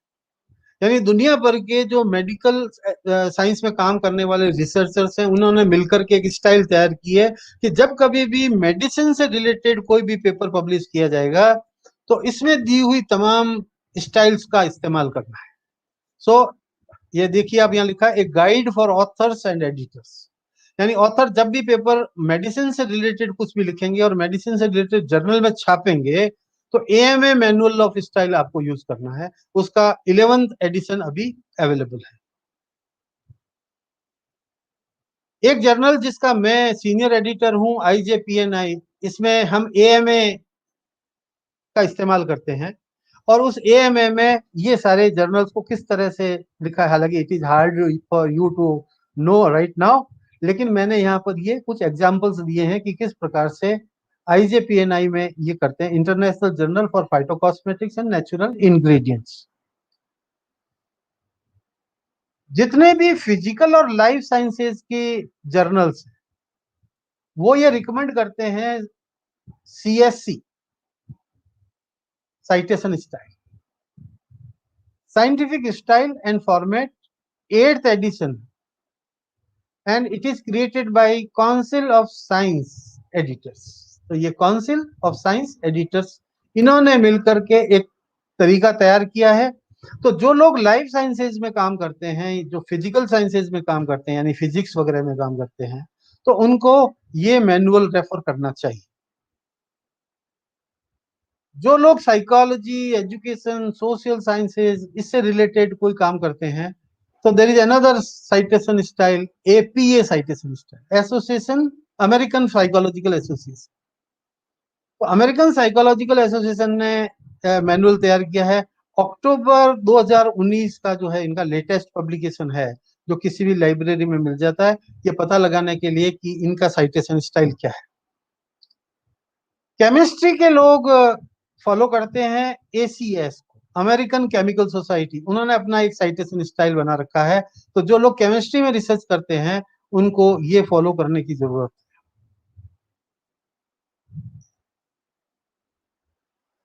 रेफरेंसेस के कई प्रकार हैं।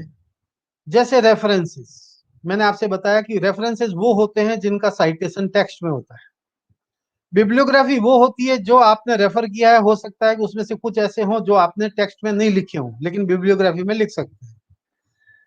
कभी एंड ऑफ कंटेंट में सजेस्टेड रीडिंग लिखा जाता है, ज्यादातर किताबों में ऐसा होता है। टेक्स्ट बुक होती है, उसमें टॉपिक के बाद में, चैप्टर के बाद में सजेस्टेड रीडिंग होती है। रेफरेंसेस कई बार फुल या शॉर्ट रेफरेंसेस होते हैं। जैसे केमिस्ट्री में हम देखते हैं कि पेपर का टाइटल नहीं लिखा जाता है और जर्नल को शॉर्ट में लिख दिया जाता है, लेकिन बायोलॉजिकल साइंसेज में जर्नल के पेपर का टाइटल पूरा लिखा जाता है। एग्जाम्पल्स ऑफ रेफरेंसेस आपको देखने की जरूरत रहती है। एंड नोट और रेफरेंस मैनेजर, जिसकी मैं आपसे अभी थोड़ी देर में चर्चा करूंगा। रेफरेंस को कैसे ऑर्गेनाइज करना चाहिए ये सीखने की जरूरत है। कई बार रेफरेंसेस अल्फाबेटिकल ऑर्डर में मांगे जाते हैं और कई बार नंबर्ड होते हैं, यानी जैसे जैसे वो टेक्स्ट में अपियर होते जाते हैं उसके नंबरिंग की जाती है। Coating publications not having any author, कई बार ऐसे पब्लिकेशन होते हैं किसी गवर्नमेंट के होते हैं जिसमें कोई ऑथर नहीं होता है, तो उसको हम कैसे कोट करें? Coating publication with same author in the same year with different title, अगर एक ही ऑथर है और उसी साल में 2 पेपर छाप रहा है तो, और टाइटल डिफरेंट है, तो उसको हम कैसे कोट करें? और जर्नल का नाम एब्रिविएट कैसे करें? ये भी आपकी इंडिविजुअल चॉइस नहीं है, ये जर्नल खुद अपना तय करता है कि उनका नाम कैसे एब्रिविएट किया जाए। साइटेशन में अधिकतर आप ये देखेंगे ऑथर का नाम, title of the book, article, journal, date और year of publication, page numbers and volume and issue number, जो आर्टिकल्स होते हैं उनमें ये चीजें जनरली होती है। जैसे आप ये देखिए, एक पेपर है जो साइटेशन के लिए मैंने एग्जांपल लिया है, ऑथर का नाम है एकरले डीडी, जिसका पूरा नाम है एकरले डेविड डी। आर्टिकल टाइटल है कार्बन एसिमिलेशन बिटेट सेग्रीगेशन इन रिसर्क्शन प्लांट्स। सोर्स टाइटल जो आपका जर्नल का टाइटल है functional ecology. Volume and issue है वॉल्यूम 29 इशू 12। पब्लिश कब हुआ? दिसंबर 15 में। पेज नंबर 1499 से 1512। और डॉक्यूमेंट जो है आइडेंटिफिकेशन नंबर जो है वो है दिस एंड दिस। ये सारी सूचना आपको इकट्ठी करनी चाहिए, जब आप साइटेशन करेंगे तब इसकी जरूरत पड़ेगी। आजकल बाजार में रेफरेंसिंग के लिए और बिब्लियोग्राफी ऑर्गेनाइजेशन के लिए बहुत सारे सॉफ्टवेयर अवेलेबल है, जैसे रेफरेंस मैनेजर। आप अपने सारे रेफरेंस उसमें डाल करके आप ये कहेंगे कि फंक्शनल इकोलॉजी के हिसाब से इसको एडजस्ट कर दो, तो वो पूरा उसको उससे एडजस्ट कर देता है। एंड नोट, ये भी बहुत पॉपुलर है। एंड नोट का नया वर्जन है X9। मैकमिलन का है साइट दी देम राइट। और ऐसे बहुत सारे दूसरे सॉफ्टवेयर जो मैंने यहाँ पर रखे, मैं पढ़ नहीं रहा हूँ। तो अगर आपके पास या आपकी लाइब्रेरी के पास ऐसा कोई सॉफ्टवेयर हो, तो आप ये जो काम मैन्युअली करते हैं, कहाँ कॉमा लगेगा, कहाँ फुल स्टॉप लगेगा, कॉलन लगेगा, सेमी कॉलन लगेगा, ऑथर का नाम पहले आएगा, बाद में आएगा, फुल आएगा, कम आएगा, एटॉल लिखा जाएगा या सब ऑथर के नाम लिखे जाएंगे, ये सारा काम आपका रेफरेंस मैनेजर एंड नोट ये पूरा कर देता है। तो अगर ऐसा संभव हो, इवन आप अपना खुद का कस्टमाइज्ड रेफरेंसिंग सिस्टम उसमें डेवलप कर सकते हैं कि मेरे रेफरेंस सारे हमेशा जब भी मैं बनाऊं तो इस फॉर्मेट में होने चाहिए, तो वो अपने आप उसको उस फॉर्मेट में करके दे देता है। मैन्युस्क्रिप्ट सबमिशन, प्रोसेसिंग और पब्लिकेशन के जो डिफरेंट एक्टिविटीज है जो मैंने यहाँ पर समराइज की है। जब आप मैन्युस्क्रिप्ट सबमिट करने से का सोचते हैं तो सबसे पहले मैन्युस्क्रिप्ट बनाएंगे, जो प्रोसेस हमने पहले से डिस्कस किया है, उसको आप सबमिट करते हैं। तो एडिटोरियल ऑफिस से आपके पास एक्नॉलेजमेंट आता है that your paper has been received and it is receiving our attention. कई बार आपका पेपर इतना खराब तरीके से लिखा गया होता है, या उसके कंटेंट बहुत खराब होते हैं, या उसके रेफरेंसिंग आपने प्रॉपर नहीं किया, आपने फॉर्मेट का यूज नहीं किया है, तो एडिटोरियल ऑफिस इरिटेट होकर के आपको सीधा ही रिजेक्शन भेज देता है कि your paper is not fit for publication. Even कई बार अगर आपका पेपर उसके सब्जेक्ट के स्कोप में नहीं आता है तो भी वो आपका पेपर रिजेक्ट कर देता है। अगर आपका पेपर रिजेक्ट नहीं होता है तो ये पेपर आपका पेपर एक्सपर्ट्स को भेजा जाता है फॉर रिव्यू, यानी आपके विषय में जो बहुत अच्छी स्टैंडिंग के एक्सपर्ट्स हैं उनके पास पैनल होता है हर सब्जेक्ट का, तो उनमें से 2 या 3 एक्सपर्ट्स के पास आपका पेपर भेजा जाता है। जब एक्सपर्ट से पेपर लौट के आता है तो पहला पॉसिबिलिटी तो होती है रिजेक्शन, यानी आपका एक्सपर्ट ये कहता है कि ये पेपर बिल्कुल ठीक नहीं है, इसके डेटा सफिशिएंट नहीं है, सिग्निफिकेंट नहीं है, इनमें ये कमियां हैं और इस कारण से इस पेपर को रिजेक्ट किया जाए। दूसरी पॉसिबिलिटी होती है कॉरस्पॉन्डिंग ऑथर को वापस भेजा जाता है फॉर रिवीजन, यानी आपका जो एक्सपर्ट है वो ये कहता है कि ये पेपर ठीक है, इसमें कुछ गलतियां हैं, उसको ठीक किया जाना जरूरी है, और अगर ये ऑथर ठीक करने में सहमत होते हैं तो इस पेपर को एक्सेप्ट कर लिया जाए। तो जब ये कॉरस्पॉन्डिंग ऑथर को वापस रिवीजन के लिए भेजा जाता है तो ये रीसबमिशन का ऑप्शन आपके पास रहता है, यानी ऑथर के पास वापस आता है।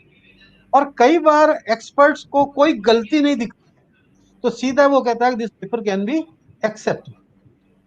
जब आप वापस पेपर रीसबमिट करते हैं तो वहां का एडिटोरियल ऑफिस इसको रिव्यू करता है, और वो अगर चाहता है कि इसको वापस रिव्यूअर के पास भेजा जाए जिसने कमेंट किया था तो वो ये कर सकता है, और या वो अपना खुद का जजमेंट कर सकता है, और उस जजमेंट के बेसिस पर या तो वो इमीडिएटली कहता है कि मैं इसको रिजेक्ट करता हूँ, या वो पेपर को एक्सेप्ट। और जब ये पेपर आपका एक्सेप्ट हो जाता है तो उसके बाद में ये पब्लिकेशन के लिए प्रोसेसिंग में चला जाता है। और कई जर्नल्स आपको पहले उसकी गैली प्रूफ भेजते हैं, यानी एडवांस में करेक्शन के लिए कि अगर आपकी कोई गलती हो, लेकिन वो बहुत कम टाइम देते हैं आपको, 24 घंटे या 48 घंटे का टाइम देते हैं कि विद इन 24 और 28 hours 48 hours if you are not able to send it back, हम जो जिस कंडीशन में आपका पेपर है वैसा ही छाप देंगे। और उसमें कई बार गलतियां रहने की संभावना होती है। तो मैं आपको अंत में कुछ बातें सलाह के रूप में बताना चाहता हूं। Before you submit your manuscript please check for the following. कुछ चीजों का जो है इसके लिए आप चेक करें।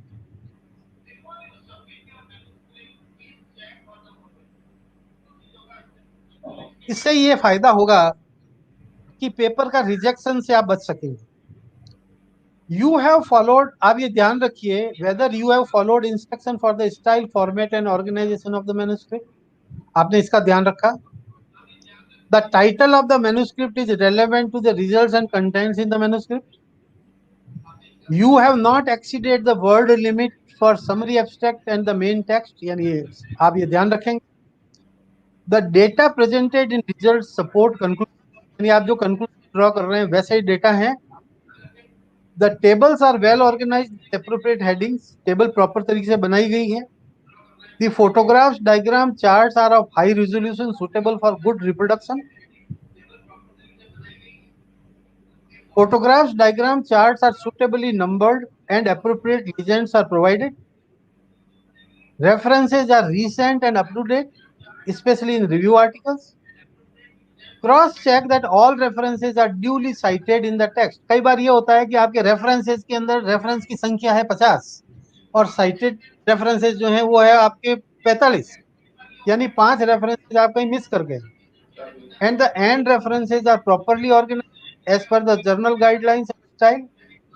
Acknowledgement अगर आपको लिखना है तो वो आपने दिया कि नहीं दिया। आजकल कंफ्लिक्ट ऑफ इंटरेस्ट स्टेटमेंट भी मांगते हैं कि आपका काम दूसरों के साथ कंफ्लिक्ट तो नहीं करता है उनके इंटरेस्ट के साथ। और देन कॉपीराइट ट्रांसफर फॉर्म जो है वो आप एनक्लोज कर रहे हैं। इन बातों का अगर आप ध्यान रखते हैं तो आपके पेपर का प्रॉपर प्रोसेस होने की संभावना है और आप एक अच्छे जर्नल पेपर पब्लिश कर सकते हैं। Use simple language and avoid long sentences, लंबे लंबे सेंटेंस ना बनाएं। टेंस जो है हमेशा कंसिस्टेंट होना चाहिए। जितनी भी ऑब्जर्वेशंस आप रिकॉर्ड करें वो पास्ट टेंस में होनी चाहिए।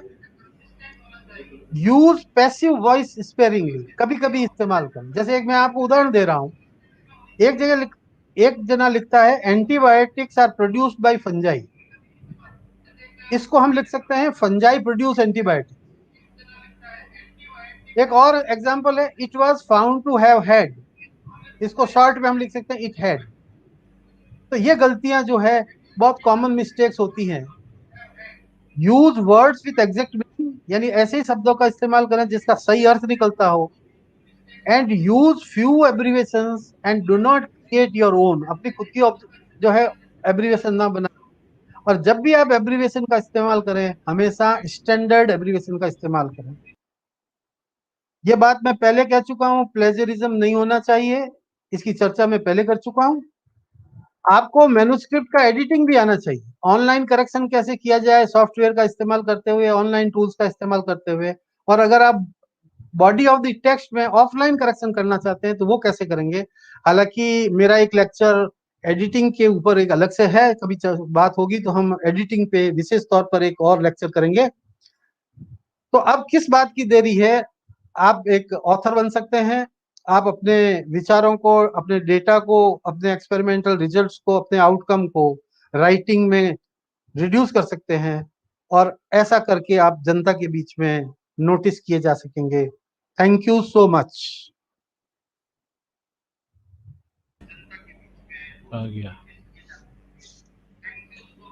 Thank you, sir, for your nice or valuable presentation.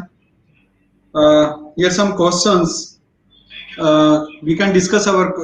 I will put questions. Dr. Kovid ask a question. How to improve academic writing skills in specific subject? There is only one formula, that is start writing. And in my first presentation, I had suggested that one should start writing one page every day. If you make a habit of writing one page every day related to your subject and read it again after 2 days, read it again after 5 days, read it again after 7 days, most of the mistakes that you have committed will definitely eliminate. And this is one thing. The second thing, you improve your vocabulary. And if you are writing in English, you must understand what tense you are using, whether your grammar is okay. You have used spell check to make corrections in your spelling. These are some of the important factors, but the only thing is that write, and write. This is how one can hone the art of writing. This is my suggestion. Yes, sir. Dr. Purohit, can I say something, sir? Yes. Dr. Saab, my question is, like, you are also very much concerned about this poor quality of the journals. You see, Yes. we have so many journals in the market, all having all ISSN and thing, and none of these journals are up to the mark, not they're worth of the salt to be a journal. And now that we have UGC, Yes. under UGC care, we have as many as 500 odd journals. But Yes. nothing is there which could be as good as even one factor, impact Yes. factor. So in that case, I think those councils we have, like ICAR, Indian Council of Industrial and Scientific Research, or for that matter, we have the Council of Chemical Biology, or for that matter, ICAR and all that. They have some good roles to play here. They can guide the researcher, or rather they can have some journals of their own, or rather they can invite the researchers to be a part of that. In that case, I think naturally we can think of some good impact factor on that journals if they come out with.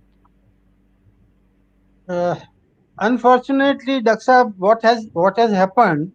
Yes, sir. That when UGC or similar bodies, Yes. they constitute a committee. Yes. The committee is of the people who are mediocres. Right. Right. And they have identified only those journals which they consider important. Yes. Because they are of the same standard. Precisely. Precisely. So that has diluted the whole process. So rather than preparing a list by UGC, Yes. why can't you to the impact factor, or of course impact factor has also been criticized by many. But ultimately we cannot make a comprehensive list at the level of UGC, because there are so many journals which are highly substandard journals and they have been included. Exactly. And they are predator journals. So Right. CSIR, ICAR, ICMR, all these bodies have to come forward and Right. make a scale that these are the impact factors by Reuter, Thomson Reuter, Yeah. which will be Thomson Reuter. considered. Even if you publish one paper, Right. that will be enough rather than publishing 10 bad papers. Yes. Yes. That's how I'm very much concerned with that. And making 2 papers essential for PhD or 1 paper essential for PhD has not done much good to science Yeah. or research. Right. Right. Right. because these students, they are tempted to publish papers in Yeah. substandard journals by making payment. And Mhm. you see that I have examined certain PhD theses Right. where the papers have been published in a journal where the name of the author, who is a supervisor, Right. was wrongly printed. Mhm. That means the journal has no editorial, I mean, Entity. staff. Yeah, Yes. they have no editorial staff to look into the contents, Yeah. and they simply print what has been sent by the author. Exactly. And if that there is a mistake, that mistake Uh-huh. will creep in, and that mistake will multiply when this paper is quoted by another substandard researcher in the same Right. department or some other department. So Mhm. I think that we must go for the quality of only, even if you publish one research paper of a good Mm. impact, that should be okay, rather than asking for how many research papers you have published. Very recently, I was listening to a very informative and very valuable lecture by P. Balram. Ah. And you know that P. Balram was editor of Current Science. Right. And he has spoken on scientific publication, Ji. where he has discussed all these things we are discussing right now. Mhm. Even sometime good researches can be published in Indian journals, Mhm. and sometime very bad research is also published in high reputed Right. journals. Yes. So ultimately, the honesty and importance of publishing good papers should be inculcated in our future generation. Actually, what is a problem, that now our supervisors are ill trained. Mm. I have been delivering these lectures at several places, Daksa, Ji. and students come to me, then they say that even our supervisors do not know how to do it, sir, how we can do it. How can you expect them to be the guide of a researcher if they themselves Yes, don't know anything? yes, and our universities are accepting and approving guides who are not competent enough even to write a single page document. Right. This is that. So another thing, like can't you put some censor on this ISSNR? Because they are the people who are issuing the numbers to the journals. They got to be very particular about to see the genuinity of the people in the editorial board and all that. After having convinced only, they should provide the numbers to these journals. Otherwise, I think they're just not doing justice to the society, sir. Very right. Actually, things should start with the supervisors first. The young faculty members, they are in hurry, Mm-hmm. and they want to make so many PhDs in a short period of time. Yes. And because they are not properly trained, Mm-hmm. then they start supervising students, and what they will be transferring knowledge to their students. Right. So we should continuously sensitize our supervisors and our students that what is the reality in this world and where you stand, and they Yes. should be shown mirror. Yeah. Gentlemen, this is not right what you are doing. Mm-hmm. We have to True. correct it at some point of time, Mm-hmm. and some people have to take a lead in Mm. making necessary correction. Right. I think the male culprit, or I won't say culprit, I'm afraid to be saying that. Rather, I would say someone has to build the cat now to keep this system immunized from UGC. Yes. As how to keep this immunized from the UGC so that the researcher come out with the best. They No, cannot have it. but dilution Dilution is has got down to the roots. true. It's I been so I would badly I diluted. would I would suggest you. I will tell you one example. Hmm. Only yesterday, I had a telephonic conversation with a vice chancellor of a very reputed state university, Okay. and I conveyed to him that a supervisor has offered me some money Hmm. for approving his PhD thesis of his student. Ach. And one of the students directly approached me that, sir, are you going to approve my PhD thesis? If there is any problem with that, I can compensate it with something else. Mhm. You see, I have never seen such kind of dilution in my 40 years of career in research. Yes. And I do now understand, sir. people, yes, and people I are, do understand your sentiment. yes. Sir, before this 2009 regulation that's been thrusted on us by UGC, prior to that, when researcher had done PhD, I think nothing like this had been, could be seen around in any of this universities or something. That time we didn't have much private universities. As for the state government, state-owned universities are concerned, people are busy with the research and all that. But have you ever seen or have you ever have been approached by anybody like that? No, it was not there earlier, I believe. So, and somewhere we have to treat the rot. Yeah. And I think this is an effort made by your university. At least some people will listen the truth. And if they have introspection. Yes, yes. Maybe they are in the same boat, but I am very blunt in telling that what is right and what is wrong. Yes, yes. Sir, we So, cannot be a torch bearer, so to say, sir. We yes, can't be a torch bearer. Nevertheless, we are trying our level best to teach our own researcher and let the world also know what the picture is now as far as the research is concerned. So that they yes, can bring themselves to something, so that yes, actually whenever somebody is signed or he takes research on himself, it's like that he is not doing it for himself, he is doing it for the society as well. But yes, in that case, suppose we just do something wrong for ourselves, that means we are doing wrong for the society as well. So yes. researcher has a double responsibility for himself and as well for the society.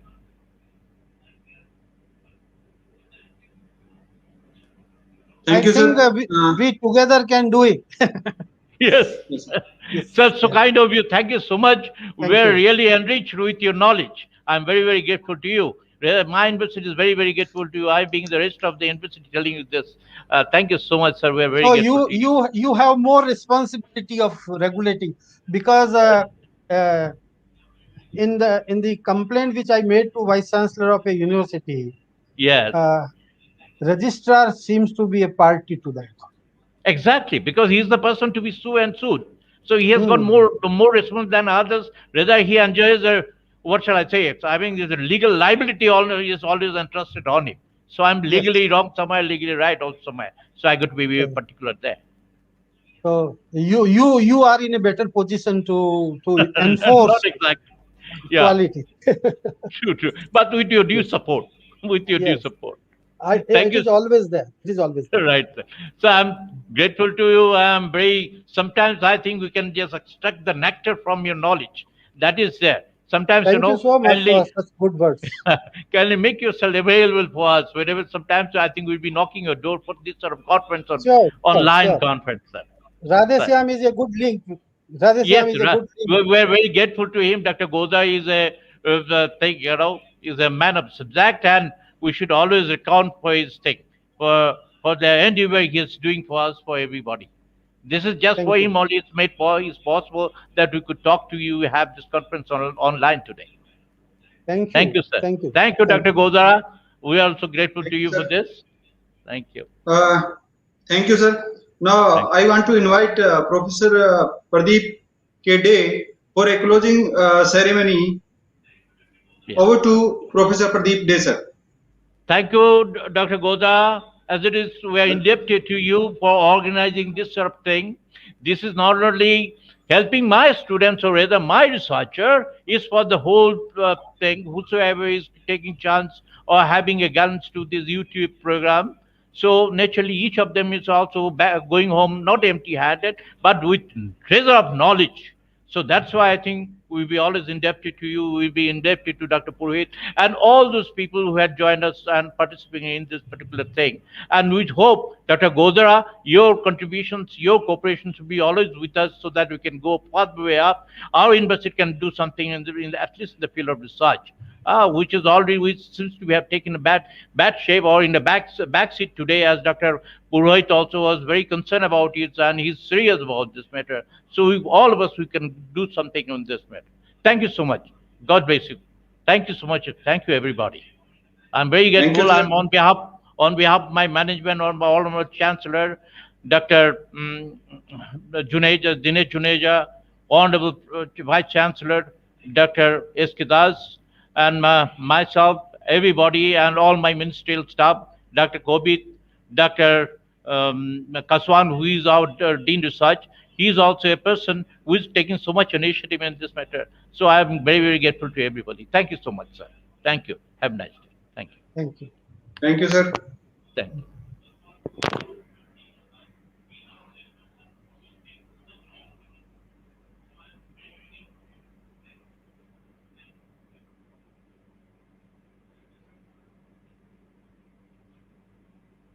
Remove what to stream, sir? Sir?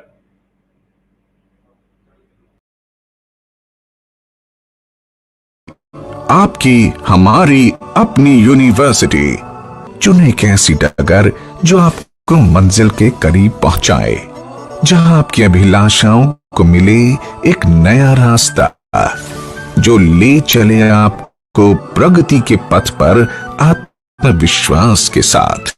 आइए राजस्थान की एक ऐसी संस्था में जो आपकी सोच को एक नई उड़ान दे, जो मंजिल तक पहुंचाने को तैयार है।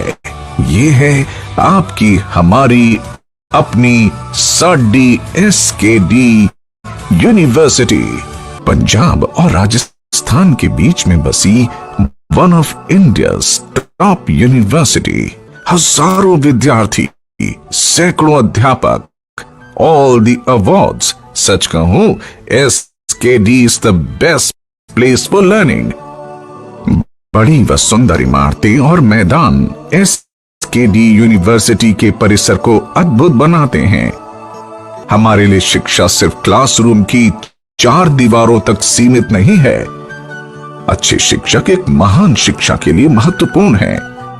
आपके साथ ट्यूटर की लगातार बैठकें होती हैं, जहां आप कोई भी प्रश्न पूछ सकते हैं, और साथ ही एक अच्छी राउंडेड पर्सनैलिटी विकसित करने के लिए सह पाठ्यक्रम गतिविधियां आवश्यक होती हैं। पुस्तकालय में सभी छात्रों की आवश्यकताओं को पूरा करने वाली विभिन्न किताबों के साथ भारतीय और विदेशी लेखकों की पुस्तकों का संग्रह है।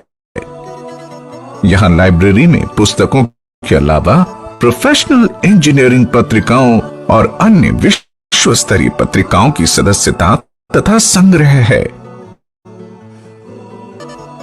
सिर्फ नंबर पाने के लिए नहीं, अनुभव कीजिए विश्व स्तरीय सुविधाओं को जो आपको बनाए प्रतिभावान व कुशल।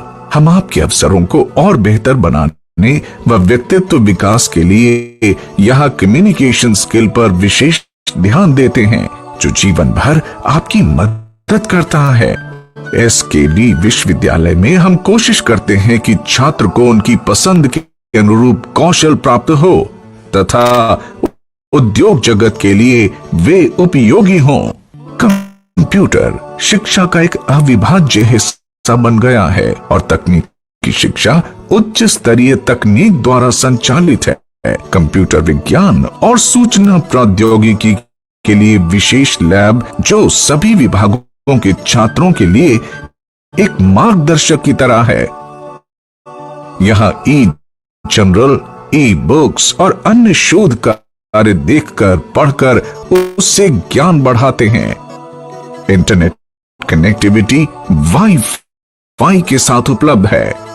प्रयोगशाला आधुनिक उपकरणों से अच्छी तरह से सुसज्जित है और विषय के सिद्धांतों और अभ्यास को समझने के लिए पर्याप्त जानकारी देती है। संबंधित शिक्षकों की देखरेख में छात्र छात्रों के उपयोग के लिए कॉलेज में अलग अलग प्रयोगशालाओं जैसे भौतिकी, रसायन विज्ञान, जीव विज्ञान, एसकेडी यूनिवर्सिटी के पाठ्यक्रम को विशेष रूप से डिजाइन किया गया है, जो स्कूल 10+2 से उत्तीर्ण होने के तुरंत बाद लॉ ग्रेजुएट बनने के इच्छुक छात्रों को शामिल करता है। ये छात्रों की सही नींव रखने में मदद करता है और आपको एक सच्चे कानून पेशेवर के रूप में विकसित करता है। खेल और फिटनेस हमारे दैनिक जीवन में एक बहुत बड़ा रोल निभाते हैं। एसकेडी यूनिवर्सिटी अति आधुनिक खेल व फिटनेस सुविधा प्रदान करता है। विशाल परिसर में मेस सुविधा के साथ छात्र और छात्राओं के लिए अलग अलग छात्रावास हैं। कई मायनों में छात्रावास का जीवन परिसर में एक छात्र के जीवन को परिभाषित करता है। प्रत्येक हॉस्टल में इंडोर गेम्स और व्यायामशाला के लिए अलग अलग कमरे हैं। कुछ शिक्षा को एक दायित्व मान सकते हैं, कुछ इसे एक पेशा मानते हैं, लेकिन कुछ ही इसे जुनून के रूप में देखते हैं। श्री खुशहाल दास यूनिवर्सिटी छात्रों के बहुआयामी विकास के लिए हमेशा तत्पर है। ये राजस्थान के हनुमानगढ़ जिले का देश को आगे ले जाने की दिशा में एक मजबूत कदम है। ये है हम सबका विश्वविद्यालय। ਕਿਹੜੀ ਸਾਡੀ ਯੂਨੀਵਰਸਿਟੀ एसकेडी यूनिवर्सिटी साडी यूनिवर्सिटी एसकेडी यूनिवर्सिटी साडी यूनिवर्सिटी ਐਸਕੇਡੀ ਯੂਨੀਵਰਸਿਟੀ ਸਾਡੀ ਯੂਨੀਵਰਸਿਟੀ साडी यूनिवर्सिटी एसकेडी यूनिवर्सिटी